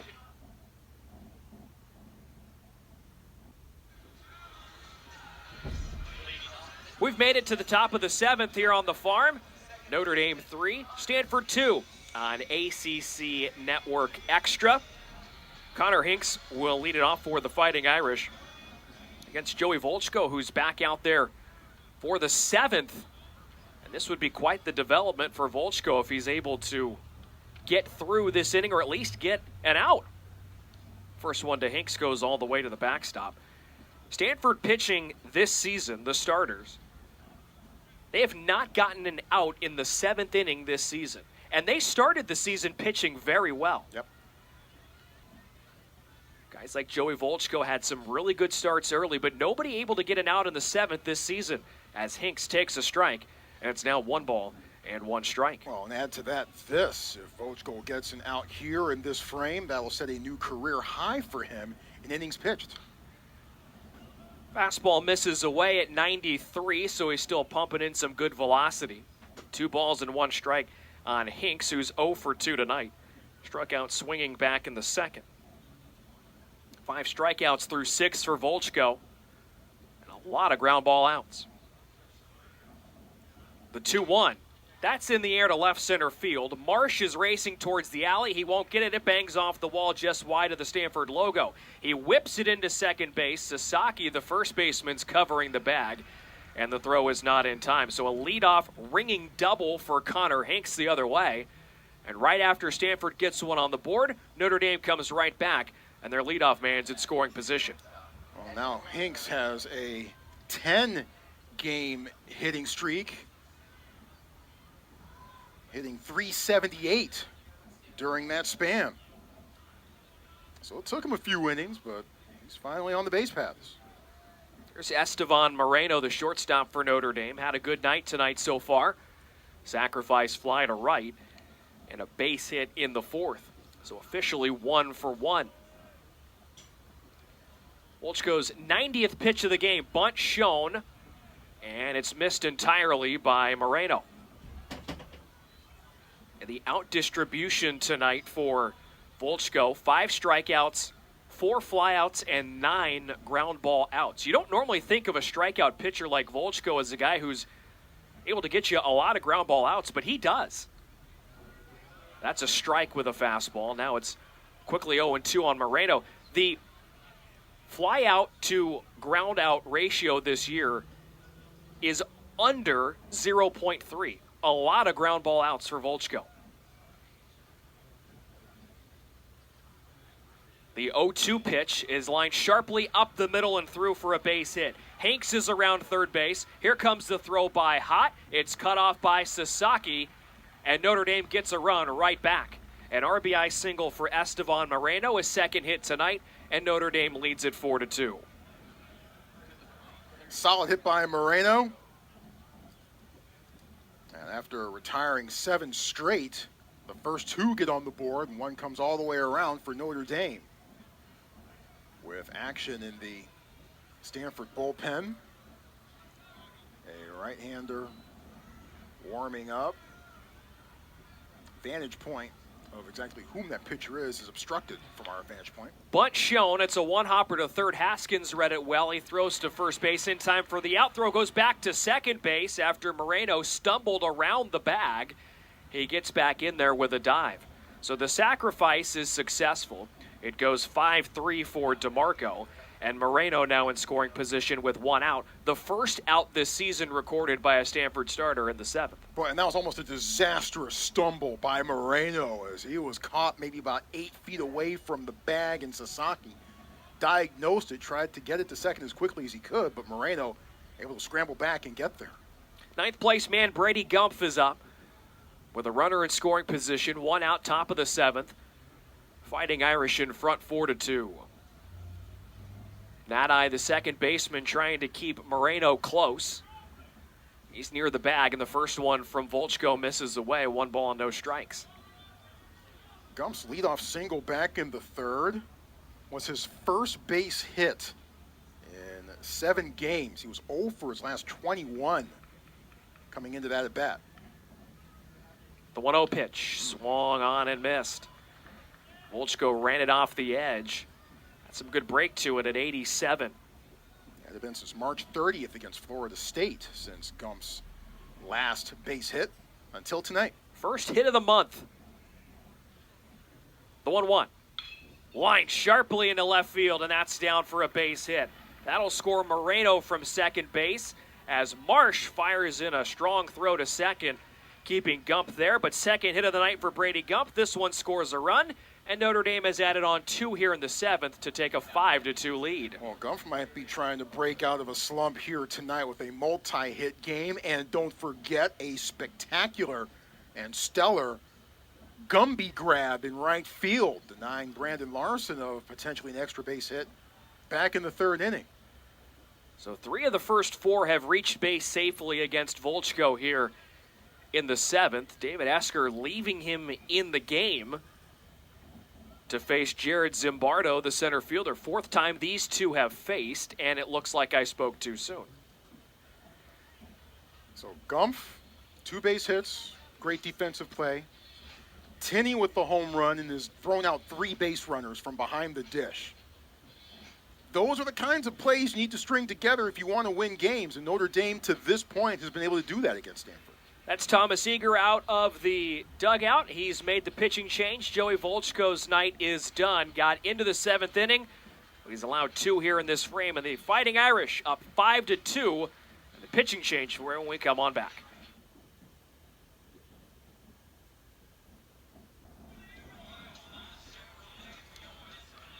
Stanford going to the bullpen for the first time here tonight in the top of the 7th inning. Notre Dame with 2 runs home already in this inning against Friday starter Joey Volchko. Ty Huber takes over. The right-hander wearing number 36 is on the mound. Huber making his 16th appearance of the season. He's 1-1 with a 3.18 ERA. He's been one of the most reliable arms all season for Coach Eager, Coach Esker, and the Stanford staff. 22 2/3 innings. He struck out 22, and opponents are hitting .202 against the right-hander. Ty Huber, 6'4", 249 pounds. He's from Cameron Park, California, in his senior season here on the farm. Huber missed all of 2024 with injury, but has been an integral part once again of this bullpen for the entire season here in 2025 through a couple of scoreless against Duke back on March 16th. So he's trying to keep this game in check. It's 5-2, Notre Dame in front. With Gumpf the runner on first, Jared Zimbardo up. He's the leadoff man for Notre Dame. And he goes after the first pitch and comes up empty. Zimbardo has not reached base tonight. He's 0 for 3. Notable, he has a 22-game on-base streak hanging in the balances. And a 7-game hit streak. 0-1. Huber deals. It's down and away with a fastball, 1 ball and 1 strike.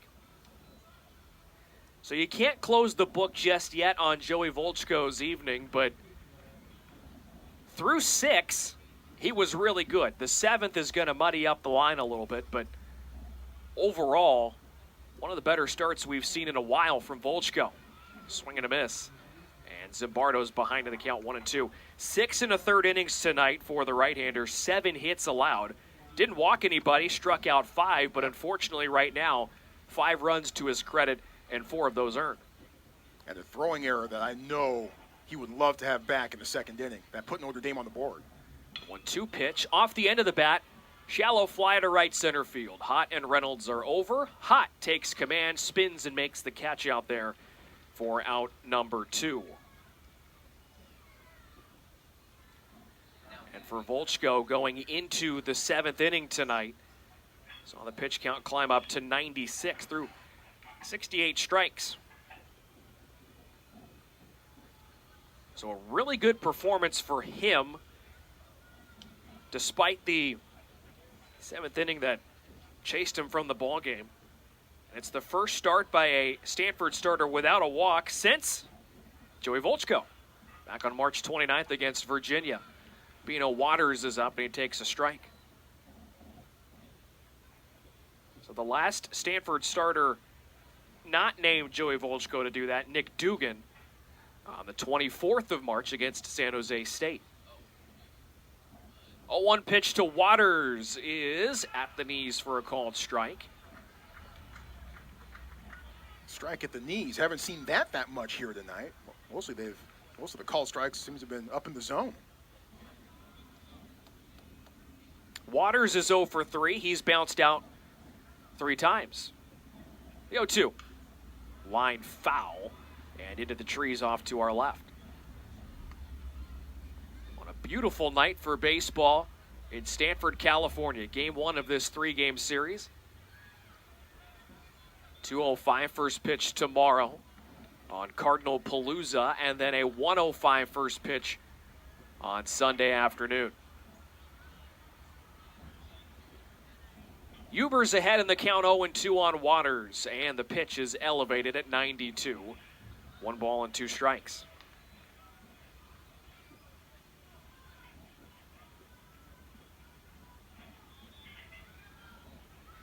Infield playing Waters slightly to pull. Becerra near the bag at second. Well off at third is Haskins. The 1-2. Lifted in the air and foul wide of the Notre Dame bullpen.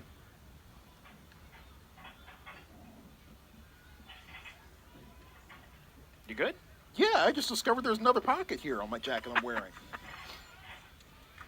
I've had this thing since the start of football season, and I'm still discovering things about it. How about that? There's an extra, oh. Some of the Nike jackets, they have zippers in places you wouldn't expect them, and they're very hidden. Apparently.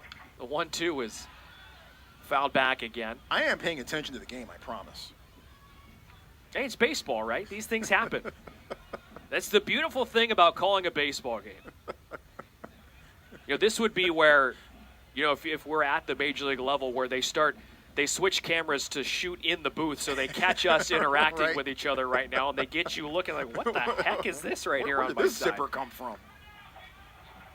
Ball and 2 strikes still on Waters. He swings and misses. Wasn't even close. It was up and out of the zone. And Huber comes in, gets the final 2 outs of the 7th. It's time to stretch here on the farm, but Notre Dame extending their lead to 5-2.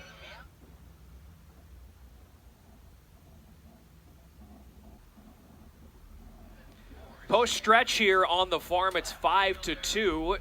Notre Dame in front. Tatum Marsh will lead it off for the Cardinal. It's Marsh, Sasaki, and Somm, with Stanford now down by 3. Ricky Reith is the right-hander on for the Fighting Irish. And there are a couple of other changes in the field for Notre Dame behind Reith as the first one misses down and away. Reith wearing number 49. He's a senior, 6'4", $190 from Windermere, Florida. And that one's in there for a strike to Tatum Marsh. Evens the count up at a ball and a strike. He's 1-2 this season with a 5.79 earned run average, 27 Ks in 28 innings for Reith. And he ties up Tatum Marsh. Took something off that one, looked like a changeup at 80. And it's a 1 ball and 2 strike count on Marsh. Elsewhere in the field, Jared Zimbardo has moved from center to left. And in the game for the first time, DM Jefferson replacing Zimbardo in center. So your new outfield is now Zimbardo, Jefferson, and Gump from left to right as Marsh takes outside, and the count has run full, 3 balls and 2 strikes. So both teams into their bullpen now in the bottom of the 7th in a 5-2 Fighting Irish lead. Marsh puts a charge into one, lines it to left center. It gets down for a base hit in front of Jefferson, who thought about going after it and then decided to play it conservative and get it on one bounce. So a good way for Stanford to start the inning. It's the 3rd time tonight that they've put the leadoff guy on base. 4th time tonight, I take that back, and 2 of the previous 3 times they scored.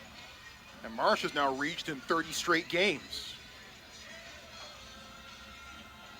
Brings up Rintaro Sasaki, who is in need of a base hit. Sasaki 0 for 2 tonight, hasn't left the infield. First one is hit sharply to the right side. Sliding that way is Hinks, and Hinks is going to go to first base as he was practically behind first base by the time he gathered that one. So Marsh goes up to second, and Sasaki is retired 4-3. Brings up Charlie Somm, the Cardinal catcher, who certainly is glad to see Jack Riddell out of the game. He struck out twice against Riddell. Night done for the Friday starter for Notre Dame, and he was really good tonight.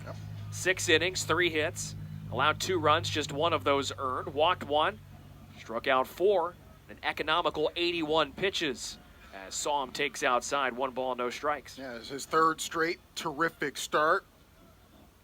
Wins over BC and Virginia Tech in his last 2 outings coming into this one, and could be in line to get his 3rd consecutive win here. Somm takes a strike, and the count evens up at 1 ball and 1 strike. Now we'll see if the Fighting Irish bullpen can keep the Stanford bats at bay. Going to get 8 more outs. That's a foul tip into the mitt of Carson Tinney, and the count 1 ball and 2 strikes on Somm. Reith threw a couple of perfect innings at Winthrop. Struck out 4 along the way back on March 11th. Pitching hasn't been a problem as of late for Notre Dame as Somm waves at 1 and misses, and he's going to be tagged down on the bare hand by Tinney on the drop 3rd. So Somm retired. That'll keep Marsh at 2nd. And now there's 2 away for Brandon Larson. It's really been offense that has in the trouble spot as of late for Notre Dame in ACC play. The pitching hasn't allowed a big game, and I'll define a big game as a double-digit performance since first week of April, and really just 1 over the last couple of series. That was an 11-5 loss to Virginia Tech on April 5th. So the pitching has been keeping them in games, but the offense just has not been able to deliver as Larson takes outside. Yeah, in grand scheme of things, common opponents in the league for Notre Dame and Stanford, they both had similar results against those respective opponents. Larson goes after the 1-0, sends it to left center field. Jefferson in the alley. He'll call off Zimbardo, makes the catch, and a clean inning for Ricky Reith strands a runner in scoring position. We head to the 8th. Time winding down for the Cardinal as they trail at 5-2.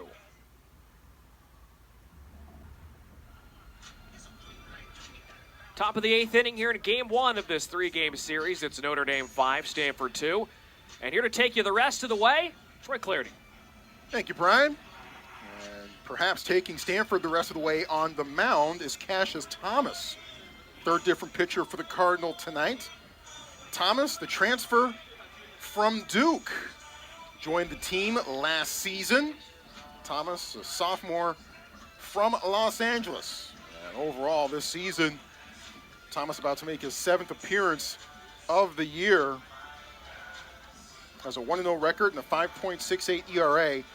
6 1/3 innings pitched, 5 hits, 5 runs, 4 earned, 6 strikeouts and 4 walks. Opposing batters hitting .217 against Thomas, who made an appearance 1 week ago today at Clemson. Threw 2/3, walked 1, and struck out another. 5-2, Notre Dame with the lead over Stanford.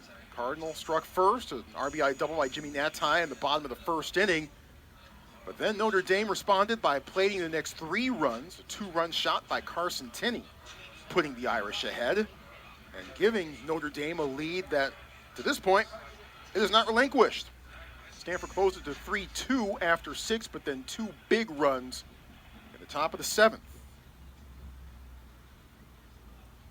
Speaking of Carson Tinney, here he is. Feast or famine, a couple strikeouts, but the 2-run home run for him tonight as well.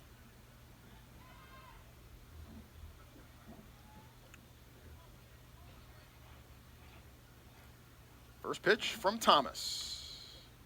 Misses outside for ball 1. As I was about to say before I was so rudely interrupted by the inning-ending fly out to center by Brandon Larson, common opponents for Stanford and Notre Dame in ACC, there are 2. And they both ended with similar results for both the Cardinal and the Irish, respectively. Inside 2-0. Notre Dame dropped the first 2 and then won the third against Clemson. That was back in mid-March. Stanford had similar results against the Tigers last weekend. And Notre Dame and Stanford swept by Georgia Tech.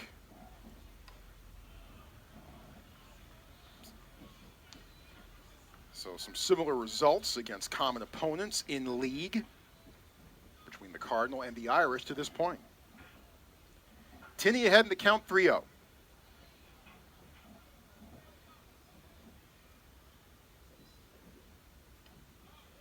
And he walks on 4 pitches. Just the first walk issued by Stanford pitchers so far tonight. Bochco 6 1/3, no walks, 5 Ks. Ty Huber 2/3, and 1 strikeout along the way. And just 1 walk on the other side for Notre Dame pitching tonight, as both teams, their staffs have been around the strike zone enough. We've also seen a lot of early count swings here for both sides, as the hitters have been quite aggressive, not letting it get to 3-ball counts too often. Davis Johnson singled and scored to begin the 2nd inning. Off-speeder misses outside for ball 1 from Thomas, who got the win against Santa Clara back on April the 1st. That was won in walk-off fashion by Brandon Larson. 1 ball, no strikes. Off-speed again. Thomas looking for his first strike of this outing. And perhaps sensing that, the infield comes out to have a bit of a chat.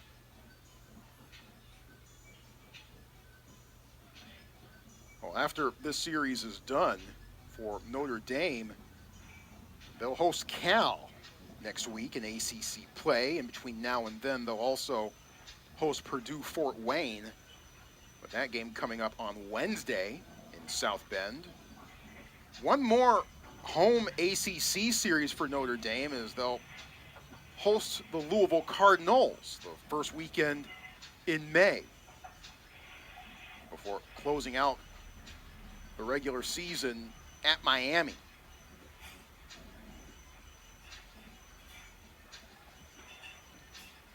Notre Dame in Miami, a series of historical significance, especially in football, which I'm told Notre Dame football is rather popular on that campus. I think they are right now, yeah.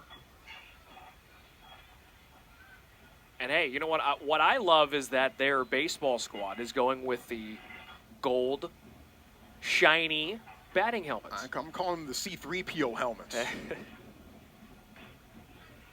Strike 1 called. I mean, those things are glistening here. It's dark out, but the light shining on them, there's a little bit of a glare. Yeah, I might have to put my shades back on. 2 balls and 1 strike with Tinney at first after walking on 4 pitches. Davis Johnson at the plate.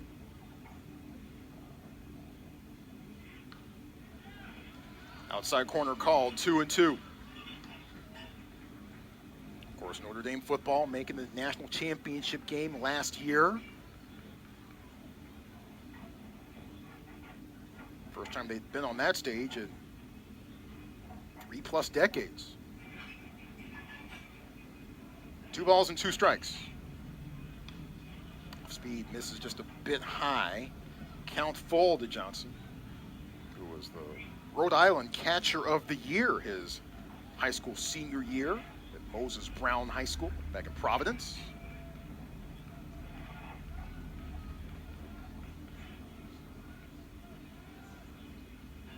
Payoff pitch. Fouled off. It's only the 3rd time tonight that a Stanford pitcher has gone to a full count.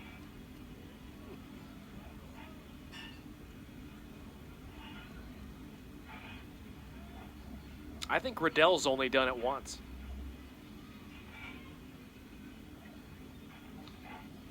Outside, ball 4, back-to-back walks to start the top half of the 8th.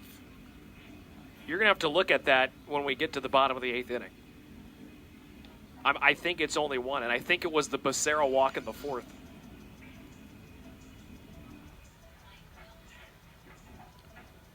I've got I'm Sasaki wrong. going to a 3-2 count in the 2nd. I was close. And we've got a new pitcher coming in for Stanford after Cassius Thomas walks both batters that he faces. Cardinal bullpen getting a bit more action here as this game continues. Stanford trying to keep it a 5-2 ball game. Irish trying to extend it. New pitcher and his information coming up in a moment on ACC Network Extra.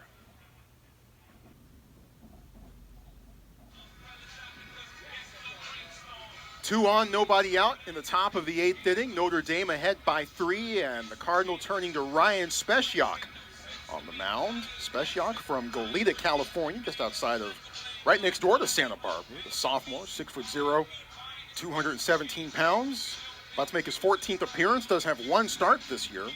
A 1-0 record and a 5.62 ERA. 16 innings pitched, 12 hits, 11 runs, 10 of them earned.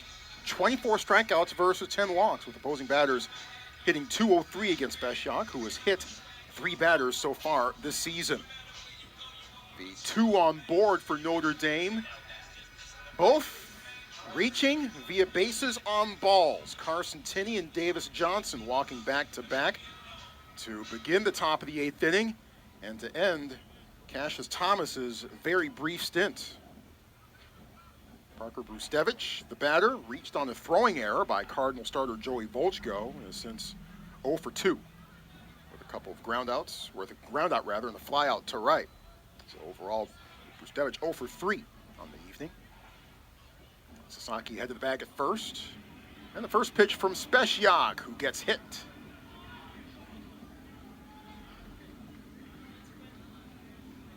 So Brustevich takes first. Bases loaded with nobody out. Brustevich was squaring the bunt, but the pitch ran in on him.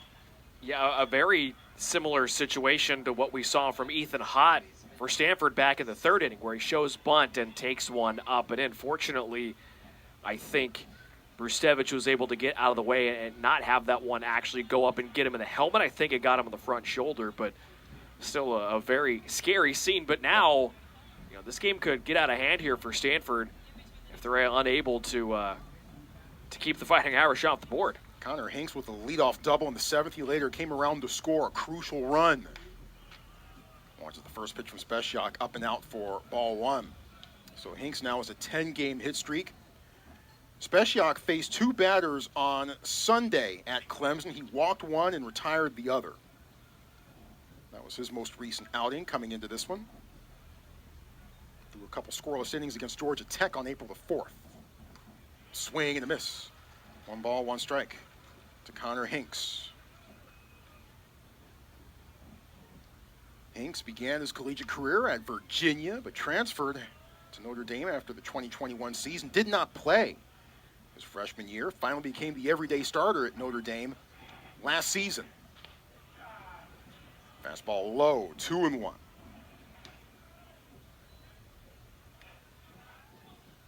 Hinks had 5 triples last season.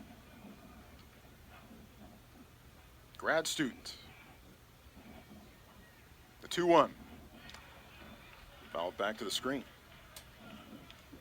Staying for his graduate years of eligibility is Hinks at Notre Dame. Seems like you don't see that often anymore. No. But Notre Dame, in a lot of respects, like Stanford, right? A place that when you're in, why would you want to leave? Yeah. 2 balls, 2 strikes. And now the count full.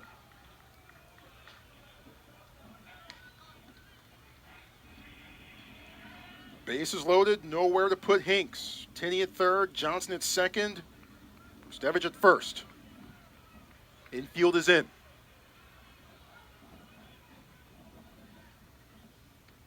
Big strike out there. That's one. Well, you're not lying about that one, Troy. And a great pitch by Speciak. Best pitch he's thrown since coming into this one. Hadn't thrown too many, but a good one right at the knees. We've seen him all over the place, up and away, and just hadn't had good command of it yet, but really poured that one right in there at the knees, and that's a tough pitch for Hinks to do anything with, even if he is able to make contact with it. Brings up Moreno, who's has multi-hits today, and that hits Moreno, and he goes down in a heap, trying to gather himself. The run comes across, but it's a painful one for Notre Dame at 6-2. Yeah, I think that got him right near the elbow, and he got bare skin too. And just continuing a trend here in this inning, but guys that have been on the mound for Stanford, look, you just got to be able to throw strikes at this point in the game, and unable to do so. Thomas putting 2 on before he's out of the game, only threw 3 strikes, and Speciak has hit 2 batters on first pitches. Yep. You just got to be able to get some strikes over and make them beat you. Don't put yourself in a position where you're giving them free bases and making life easier. You got to be able to throw strikes when you're coming in late in games to earn trust down there in the bullpen. See, Moreno stays in. Nick DeMarco dropped down a sac bunt in his last plate appearance in the 7th. Fastball is in there, called strike 1. Johnson at third, Stevich at second. You see him lower left of your screen. And Moreno, still shaking his arm off. Yep, he is trying to flex that left arm at first. Low one outside, 1-1 to DeMarco. Nick DeMarco spent this past offseason in the Northwoods League. It's gonna be a pretty neat experience. Oh yeah.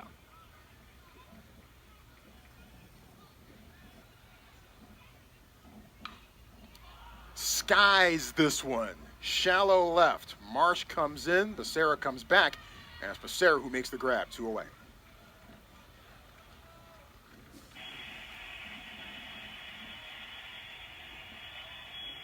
Well, it'd be a good job of pitching for Speciak if he's able to limit the damage to just the 1. Of course, self-inflicted when you hit a couple of guys, but you at least give yourselves a fighting chance heading into the bottom of the 8th inning if you keep it a 4-run deficit. But Gump's been tough tonight. He was tough his last time up, too.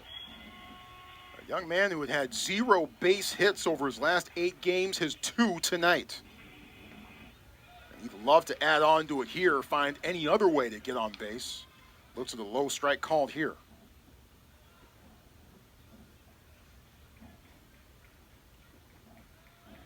No balls and 1 strike. Cracked through the hole and into center field for a base hit. Gump's 3rd of the night. And that plates 2 more. Gump heads into second. He is safe. And Notre Dame has broken it open.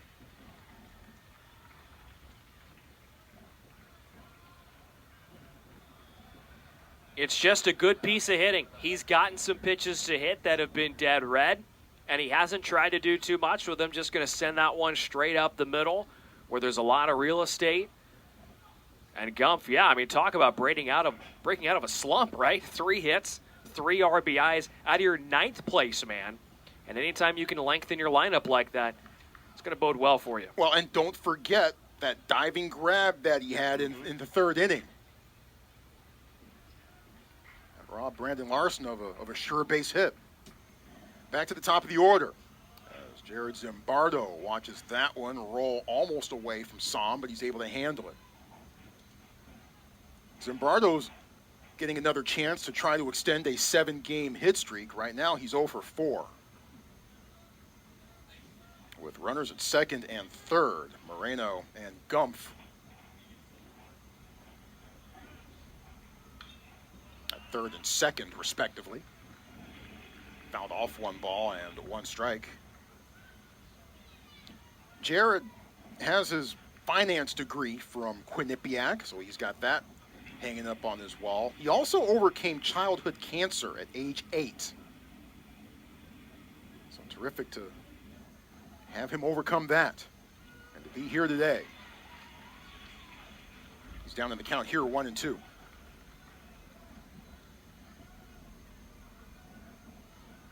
Young man from Middlesex, New Jersey.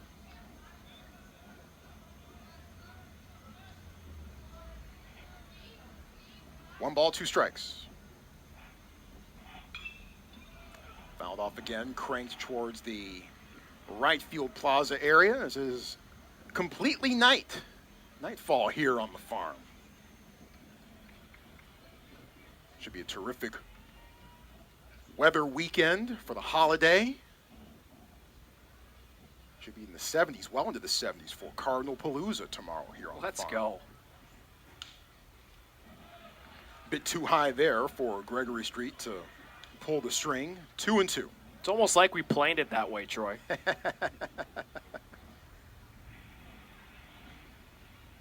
You made some phone calls? I did, yeah. Okay. Had a couple emails with Mother Nature, too. All right.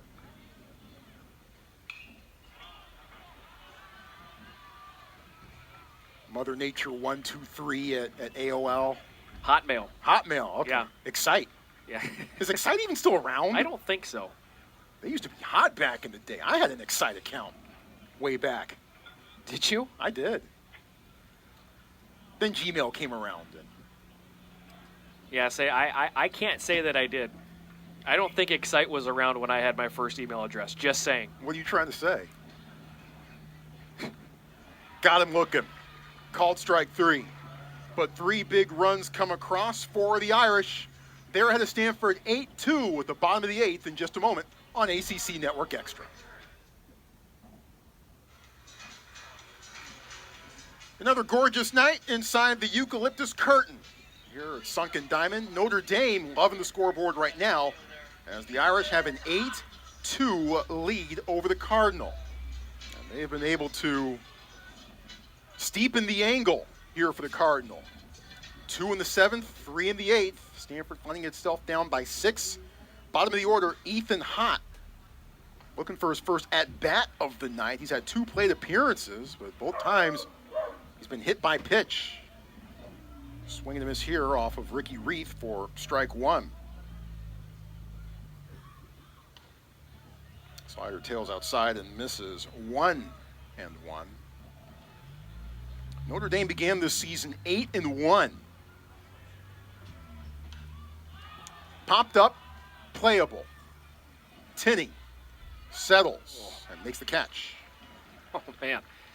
That's about as straight up as it gets for a catcher. I mean, he's staying right there in the circle just beside home plate. And a tough one, too. Tinney going down to a knee to make sure he could steady himself and stay underneath it. Boy, and Tinney's been a hero of this game. Home run. He's thrown out 3 batters. He's looked pretty solid in just about all phases of the game so far tonight. Not bad for a sophomore. Sean Stifler says that he's a chance to be a premier catcher in this league. This one is roped to left, but right to Zimbardo, who makes the catch and retires Trevor Haskins. Very quickly, 2 down. Well, and you're seeing right now, Troy, what also has been one of the differences in this game when the game turned over to the bullpens is that Stanford's bullpen, at least in the 8th inning, unable to consistently throw strikes. And Ricky Reith has come into this game, and yeah, he allowed a leadoff base hit to Tatum Marsh in the 7th.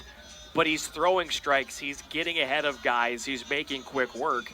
And that's been a difference tonight, and it's been a difference largely over the last couple of weeks or so as Stanford's been in this funk in ACC play. Yeah, he did a big strikeout on Som. A couple batters after allowing the leadoff single to Marsh. His timeout called. So Timo Becerra having a word with David Esker. Esker in his 8th year as the head coach here at Stanford, the Clark and Elizabeth Nelson Director of Baseball. Of course, his Stanford pedigree runs super deep. Helped lead the way for Stanford's first national championship in baseball back in 1987. Fantastic job against Cal, or with Cal when he was the head coach there for many, many years, taking that program to the Men's College World Series in 2011 when that program was slated to be cut, eliminated. And he took them to Omaha anyway. I mention this every time I say it. I think that's still one of the great jobs on the collegiate level, certainly, that we've seen by anyone in this century, what Esker was able to do with Cal that season under those circumstances. He's taken Stanford to 3 College World Series as the head coach here at Stanford. Becerra ready, brief deal. Floats one right down the middle for a called strike one. Yeah, you're absolutely right. And, I mean, look, anytime you can reach the College World Series is impressive because it is a gauntlet, right, to get to that stage, the amount of playoff series you have to win. Couple of bounces to third. DeMarco, the strong throw over the first in time for the out. 3 up and 3 down. 8 in the books. Notre Dame ahead of Stanford, 8-2.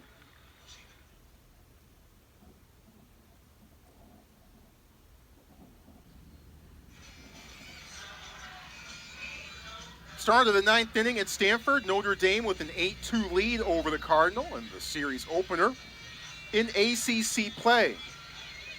Stanford turning to its 5th different pitcher so far tonight. You see him right there in the middle of your screen warming up the righty, Ben Reimer, the sophomore from Aliso Viejo, California. Reimer is making his 14th appearance of the year, a 1-0 record, an ERA of 7.27. 17 in the 3rd innings pitched, 18 hits, 14 runs all earned, 7 walks, 11 strikeouts. He's given up 4 home runs at 17 in the 3rd. Opposing batters hitting .277 against Reimers. Notre Dame has had the lead since the 3rd inning. Stanford struck first in the bottom of the 1st. An RBI double by Jimmy Nadai, but then Notre Dame evened it up. Sac fly RBI by Moreno after a throwing error by Stanford starting pitcher Joey Volchko. That evened it up, and Carson Tinney with a 2-run shot in the top of the 3rd has put Notre Dame ahead to stay to this point. First plate appearance of the game for D.M. Jefferson, a senior from Washington, D.C. Jefferson came on as a defensive replacement. He fouls off the first pitch he sees from Reimers. Jefferson hitting .143 with a home run and 6 driven in. That home run came against Florida State back on March 28th, and it was his first round tripper in 2 years. Senior. Reimers floats that one in there. 0-2.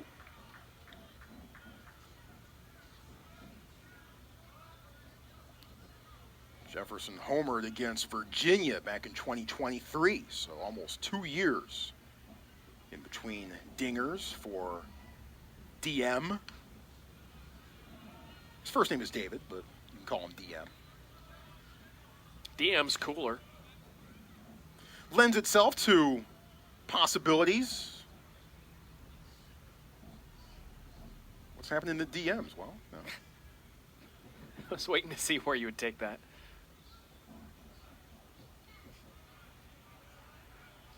Count goes to 2-2. Ben Reimers pitched last Friday in his most recent outing. Didn't go too well for him. Retired 1 batter, 3 hits, 4 runs, all earned. Yeah, and look, Stanford's hoping that this is kind of the first of a bounce-back effort for Reimers to kind of help get him right for the stretch run. High hop Becerra backs up, now throws to first, and Jefferson beats the throw. Sasaki with the stretch, but Jefferson with the speed. It's kind of a slow developing play all around. Not much Becerra could do out there at short as he was in the outfield grass. He gloved it, made the quick throw. Sasaki had the good stretch at first base, but you're right, Jefferson just hustling that one out of the box and kind of turning what seemed to be a routine 6-3 out into an infield single. Yeah, Becerra played that about as well as you could have. Everybody did everything right there. Carson Tinney back at the plate.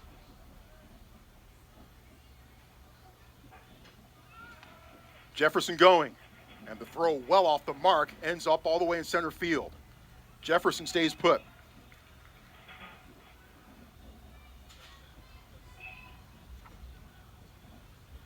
Jefferson now 7 of 7 in stolen bases this season. Man's got some speed. He got a really good jump on that one, and even if that throw didn't sail from Psalm, it was on the bag, I don't think it would have done much good. Yeah. No balls and 1 strike to Tinney, who walked and scored in his last plate appearance. Psalm finds it. Jefferson stays put. But look, in talking about Reimers, his last 3 ACC outings, he's gotten a grand total of 4 outs, and he's allowed 11 runs against Virginia, Georgia Tech, and Clemson. Some very good programs, but if Stanford's going to have success late in the season, they need guys like Ben Reimers to really find it again and get back to where they were earlier in the season. I mean, Reimers didn't allow a run until the month of March. He was really good in February. Yes, he was. The entire bullpen, for the most part, was very good in the month of February and into March. Ever since that Cal game, the pitching has fallen apart. Runner going, and the throw to third is handled by Haskins, but Jefferson in safely.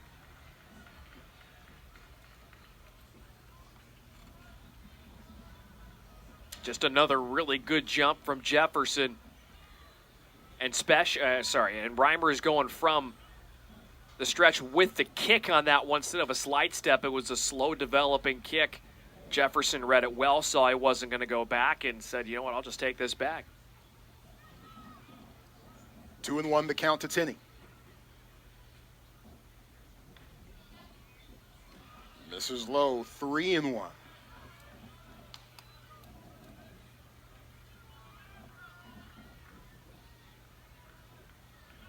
Are we about to have a Ricky Henderson run here? Oh, boy. Leg out the infield Oh, the single, Ricky runs. steal second, steal third, come around to score later on. Count full to Tinney. Well, yeah, and those back in the day, too, were more so because he would walk, right? So he'd walk to get to first and then steal the 2 bags and come in to score. What a great player he was. Oh, my goodness. What a great one. Gone too soon. Yes, indeed. That one hit hard. Ball 4.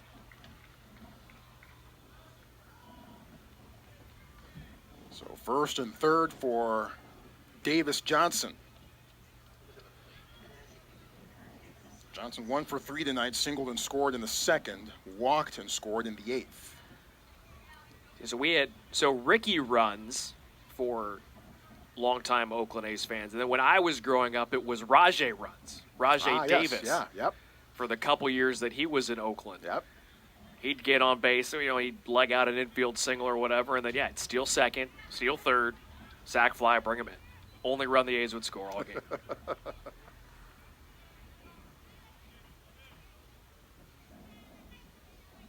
Johnson ready, so is Reimers. Swing and a miss. 92 miles an hour there. Rajay was the product of one of the very rare A's-Giants trades back in the day. They've only made like 2 trades, I think, this century, and one of them was bringing Rajay Davis across the bay to Oakland. Low and inside, probably nice and convenient. Probably didn't have to change his address depending upon where he was living before. I mean, look, if you're going to get traded at the big league level, I would imagine the best case scenario for you would probably be to get traded to a team that's within, 30 minutes with no traffic? Across town. Yeah. New York, probably just change which subway you take. Yeah. Chicago. After that, the possibilities start to get a little bit slim. Yeah, it gets a little more difficult after that. Dodgers Angels, that's probably a bit of a stretch. Stretch, yeah, but that'd be the next closest one, I think. But because clearly traffic is always great on I-5. Oh, of course, on the 5. Yeah. And it gets better on anything else you take down there too.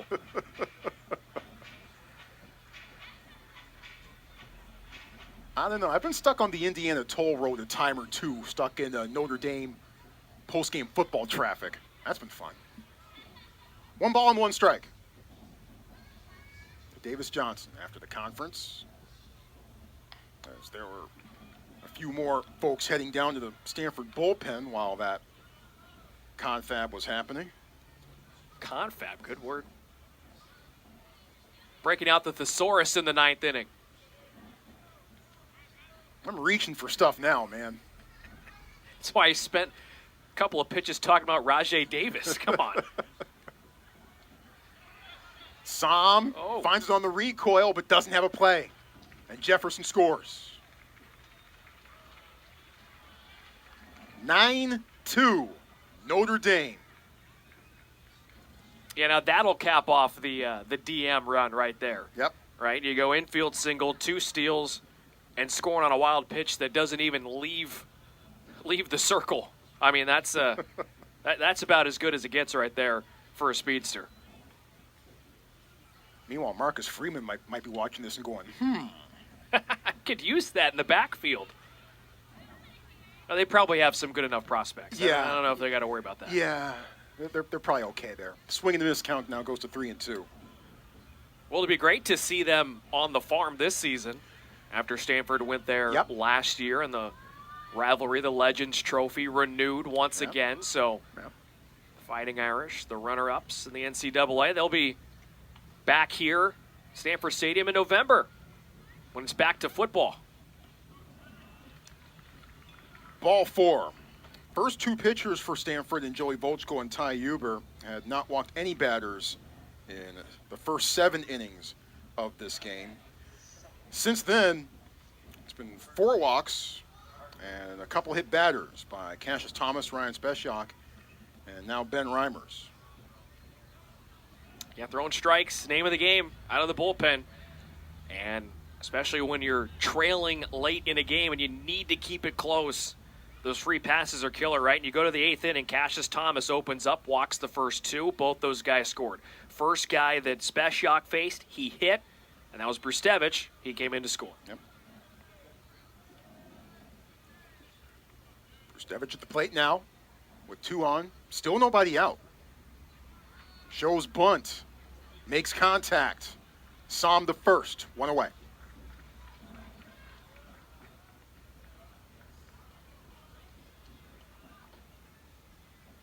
Everybody else moves up 90 feet. With Tinney now at third and Johnson second. Connor Hinks doubled and scored in the 7th. That's right, Stanford and Notre Dame. There was some question as to whether that series would be extended beyond this past football season.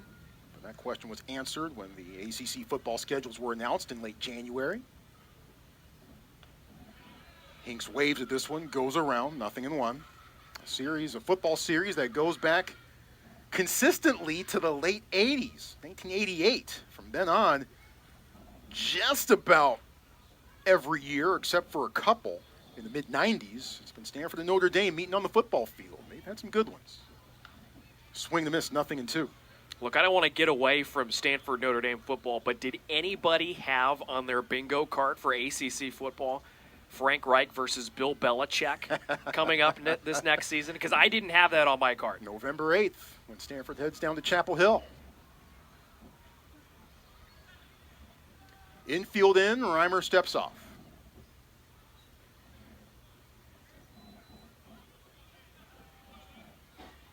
I'm sorry, I mispronounced that. I'm told it's Chapel Bill now. He's an institution. Got him. 3 straight pitches. Hinks goes down swinging. And by far, the best pitch sequence for Reimers tonight. Yeah, that's what we were hoping we would see when Reimers took over here in this 9th inning, and that's closer to what's going to get him back to where he was to start the season. It all starts with getting that first one over, building up that confidence, opens up the playbook, and you can start expanding your arsenal a little bit. Moreno takes the first pitch, a fastball on the inside for ball 1. Moreno singled in the 4th, sac fly RBI in the 2nd, then the single in the 4th, RBI single in the 7th, and was hit by a pitch with the bases loaded in the 8th. So he has had an eventful evening. Pops this one straight up and twisting behind us here at Sunken Diamond. That might be headed towards the entry plaza between Sunken Diamond and Laird Q. Kagan Stadium, the home of Stanford soccer and lacrosse. Might see some postseason lacrosse action over there coming up. We might.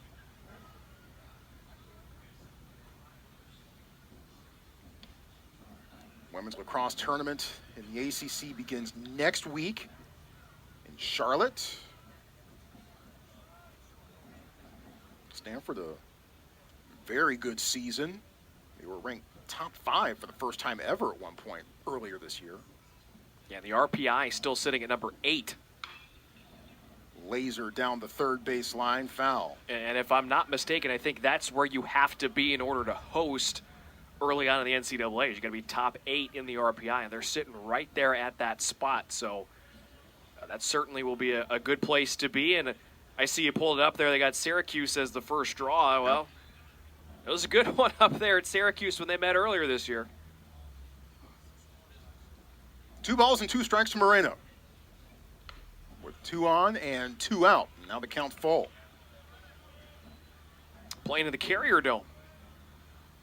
Yeah, lacrosse a bit of a big deal in Western New York. It sure is. Mm-hmm.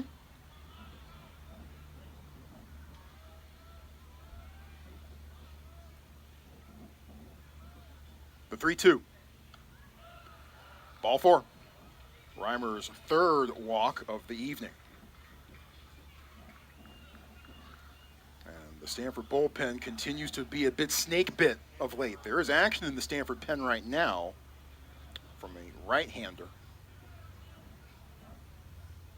Meanwhile, Nick DeMarco comes to the plate.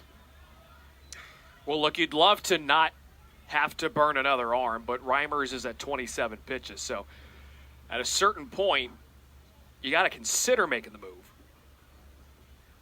Might depend on what happens here with this batter as Right. DeMarco swings through the first pitch. DeMarco dropped down the sac bunt in the 7th.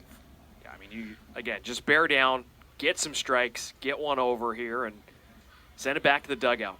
Don't want to dip back into the pen again.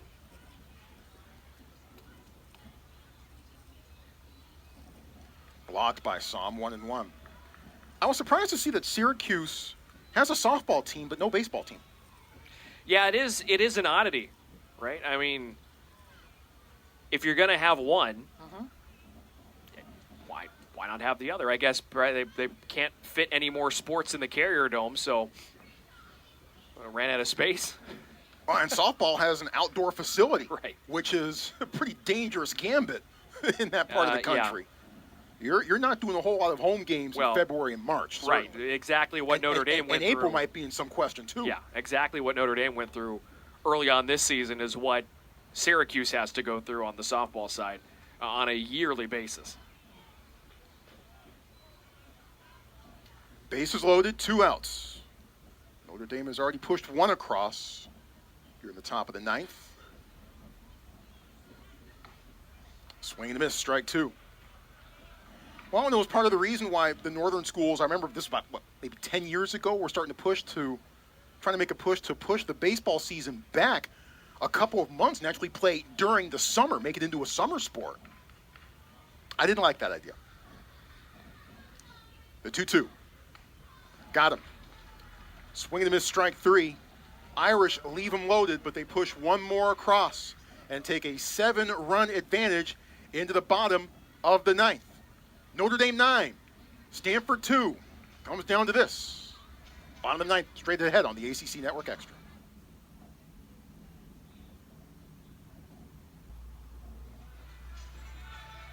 Bottom of the ninth, Stanford with a lot of work to do. Down 9-2, Notre Dame, 3 outs away from taking the series opener. 3, 4, 5 batters due up for the Cardinal, beginning with Jimmy Nadai, who stroked an RBI double in the bottom half of the first to give Stanford at that point a 1-0 lead. But there hasn't been much for the Cardinal since then.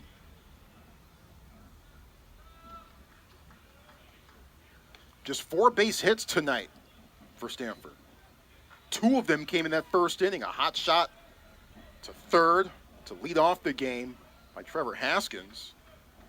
And then the double by Nadai in the first. As Nadai goes down swinging here for the first out of the 9th inning. Double by Timo Becerra in the 6th. And the single by Tatum Marsh in the 7th. That's it from a base hit standpoint for Stanford so far tonight. And it felt like things were maybe going to change when Becerra got that double in the 6th inning, made it a 1-run game, and Stanford still had 2 cracks to tie that game up. Brady Reynolds went deep to center field to end that inning. The deep fly out. And Reynolds at the plate now, 0 for 3 so far this evening. Slider gets the outside strike called. Put runners at second and third after that double by Becerra, but Nadai struck out. And Reynolds, as you mentioned, the fly out to center, and just nothing really going on since. Marsh led off the 7th with a hit, but Stanford has not threatened since. Meanwhile, Ricky Reef working into his 3rd inning. He's now 2 1/3 in. Just the 2nd pitcher for Notre Dame tonight. Tries inside. The breaking ball misses 2-2. Trying to pick up a save, too. Yep. Mm-hmm. And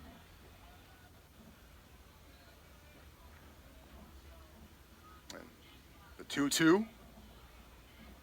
Count now full. Reef was actually charged with 2 losses during their series against Boston College last weekend. Both of the games that the Irish dropped to the Eagles.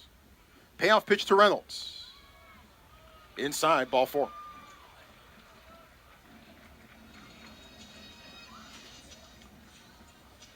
Reynolds aboard. Tatum Marsh coming to the plate.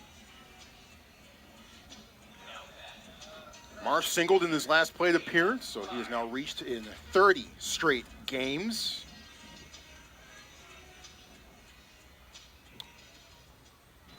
One of the 3 core freshmen for Stanford this season, even though by and large Stanford is a veteran squad, as he sends that one cracking down the first baseline for strike 1.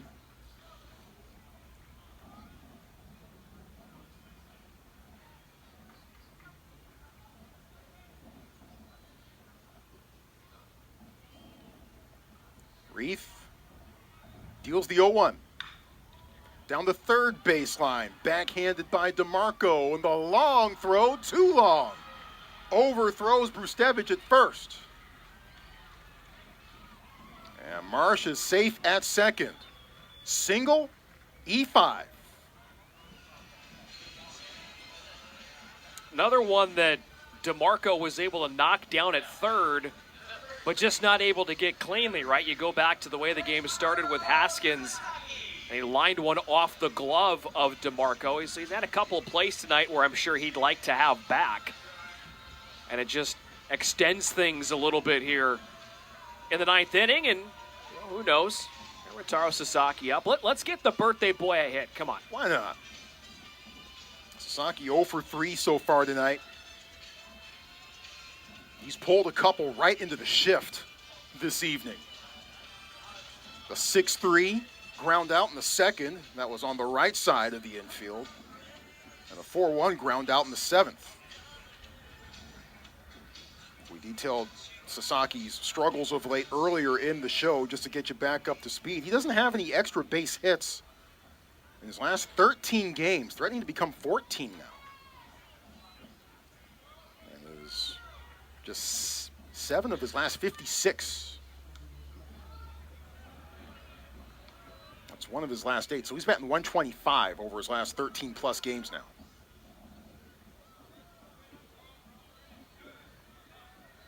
Second and third, 1 out. Foul back.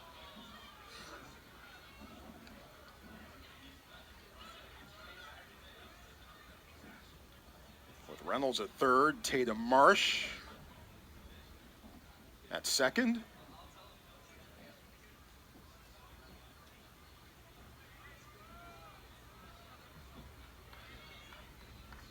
No serious action in the Notre Dame bullpen.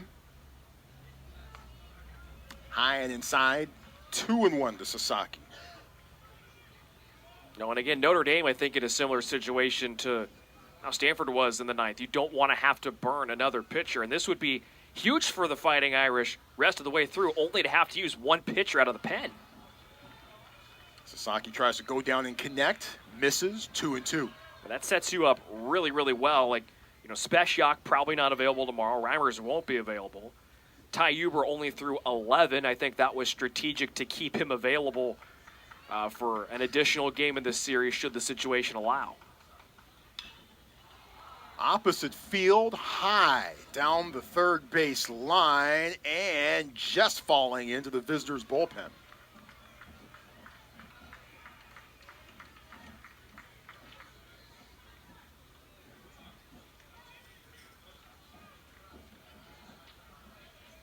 Zimbardo gave chase. Sasaki stepping back in. 6'0", 275 pounds, the freshman.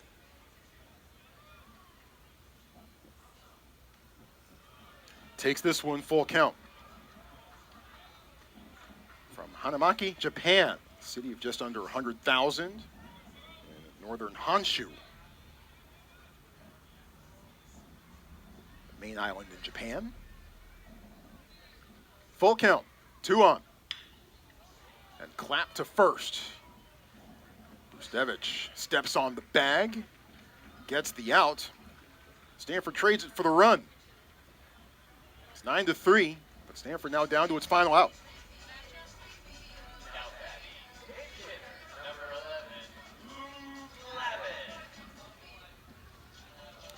Brings up Luke Lavin, who is pinch hitting for Charlie Somm. Lavin, a sophomore from Laguna Beach. He's hitting .304 with 1 home run and 4 RBI. That 1 home run came last week, April 7th, against UC Davis and was the first of his career. Pitched just a bit out of Gregory Street's largely high strike zone tonight, so it's 1-0 on Lavin. That one's in there for called strike 1. Marsh at third. Lavin trying to extend the game.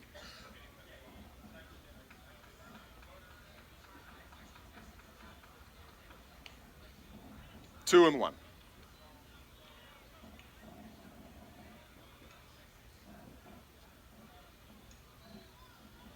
That was Reith's 40th pitch. Cardinal down to its last strike.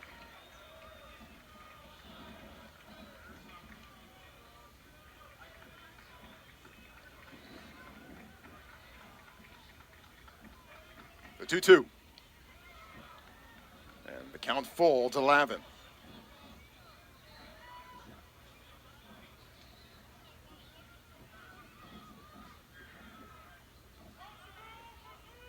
Payoff pitch. Hit on the ground to Moreno. Up with it, the throw to first in time.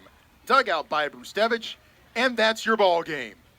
Notre Dame spots Stanford a run early and then takes the lead in the third, and don't look back. Big win for the Irish as Notre Dame beat Stanford in the series opener. A final score, Notre Dame 9, Stanford 3. Notre Dame now 18-17 on the season, 5-14 in ACC play as they try to make the climb from the last spot in the ACC standings as the week began. Meanwhile, Stanford's struggles in the ACC continue. They fall to 6-13 in the league table, and now 19-15 on the season. Jack Riddell, terrific. 6 innings pitched for the Notre Dame Fighting Irish. Gave up 2 runs, just one of them earned.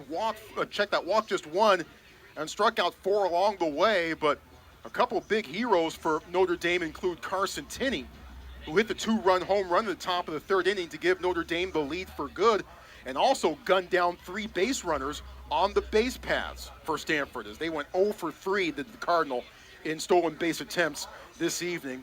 And also Brady Gumpf, who not only went 3 for 4 and drove in 3 along the way and scored a run by himself, he also had a crucial running, leaping grab, reaching grab in the 3rd inning that prevented Brandon Larson from potentially getting an extra base hit and giving Stanford a chance to break into, at that point, Notre Dame's 3-1 lead in the bottom of the 3rd inning. Another tough one tonight for Stanford. Joey Volchko pitched fine for the most part. Throwing error didn't do him any favors. That helped Notre Dame tied in the top half of the 2nd, and the bullpen just did not have it tonight for the Cardinal. Yeah, I don't so much look at the way that Volchko ended the game. I turn the attention to the other side where Stanford's bats were neutralized by what Riddell did all night long, because I think this game is different, and maybe the way that Stanford approaches the game is different if they're able to give some more runs to support the effort from Volchko. I mean, he goes into the 7th inning, and it's a 3-2 ball game, and he's only allowed 2 earned runs to that point. He was outstanding, and on most nights, that's going to be enough to give Stanford the victory with the way their offense can light up the scoreboard. It wasn't the case here tonight, and then you're right. I mean, once Volchko came out of the game, the bullpen just could not throw strikes, keep the game close, and so the final score I don't think reflects that. But, Stanford's offense going quiet in the middle of the game, only having 3 hits after the first 3 batters of the game, certainly an issue, and they'll have to go to work the next 2 against the Fighting Irish pitching staff. 9 runs, 9 hits, 2 errors for the Irish, 3 runs, 5 hits, 1 error for the Stanford Cardinal. Jack Riddell gets the win. He goes up to 4-3 on the season. Joey Volchko gets the loss. He falls to 2-3 overall on the year. And Ricky Reith with his 2nd save of the season. Game 2 of this series tomorrow afternoon, 2:05 p.m. Pacific time, with the first pitch right here on ACC Network Extra. Join us for it, won't you? On behalf of our fantastic ACC Network Extra crew, my broadcast partner Brian Brownfield, I'm Troy Clarity. Thank you for joining us here tonight from Sunken Diamond. Notre Dame wakes up the echoes on Stanford tonight and gets the 9-3 win over the Stanford Cardinals. Stay safe, stay healthy, stay sane, and accomplish greatness.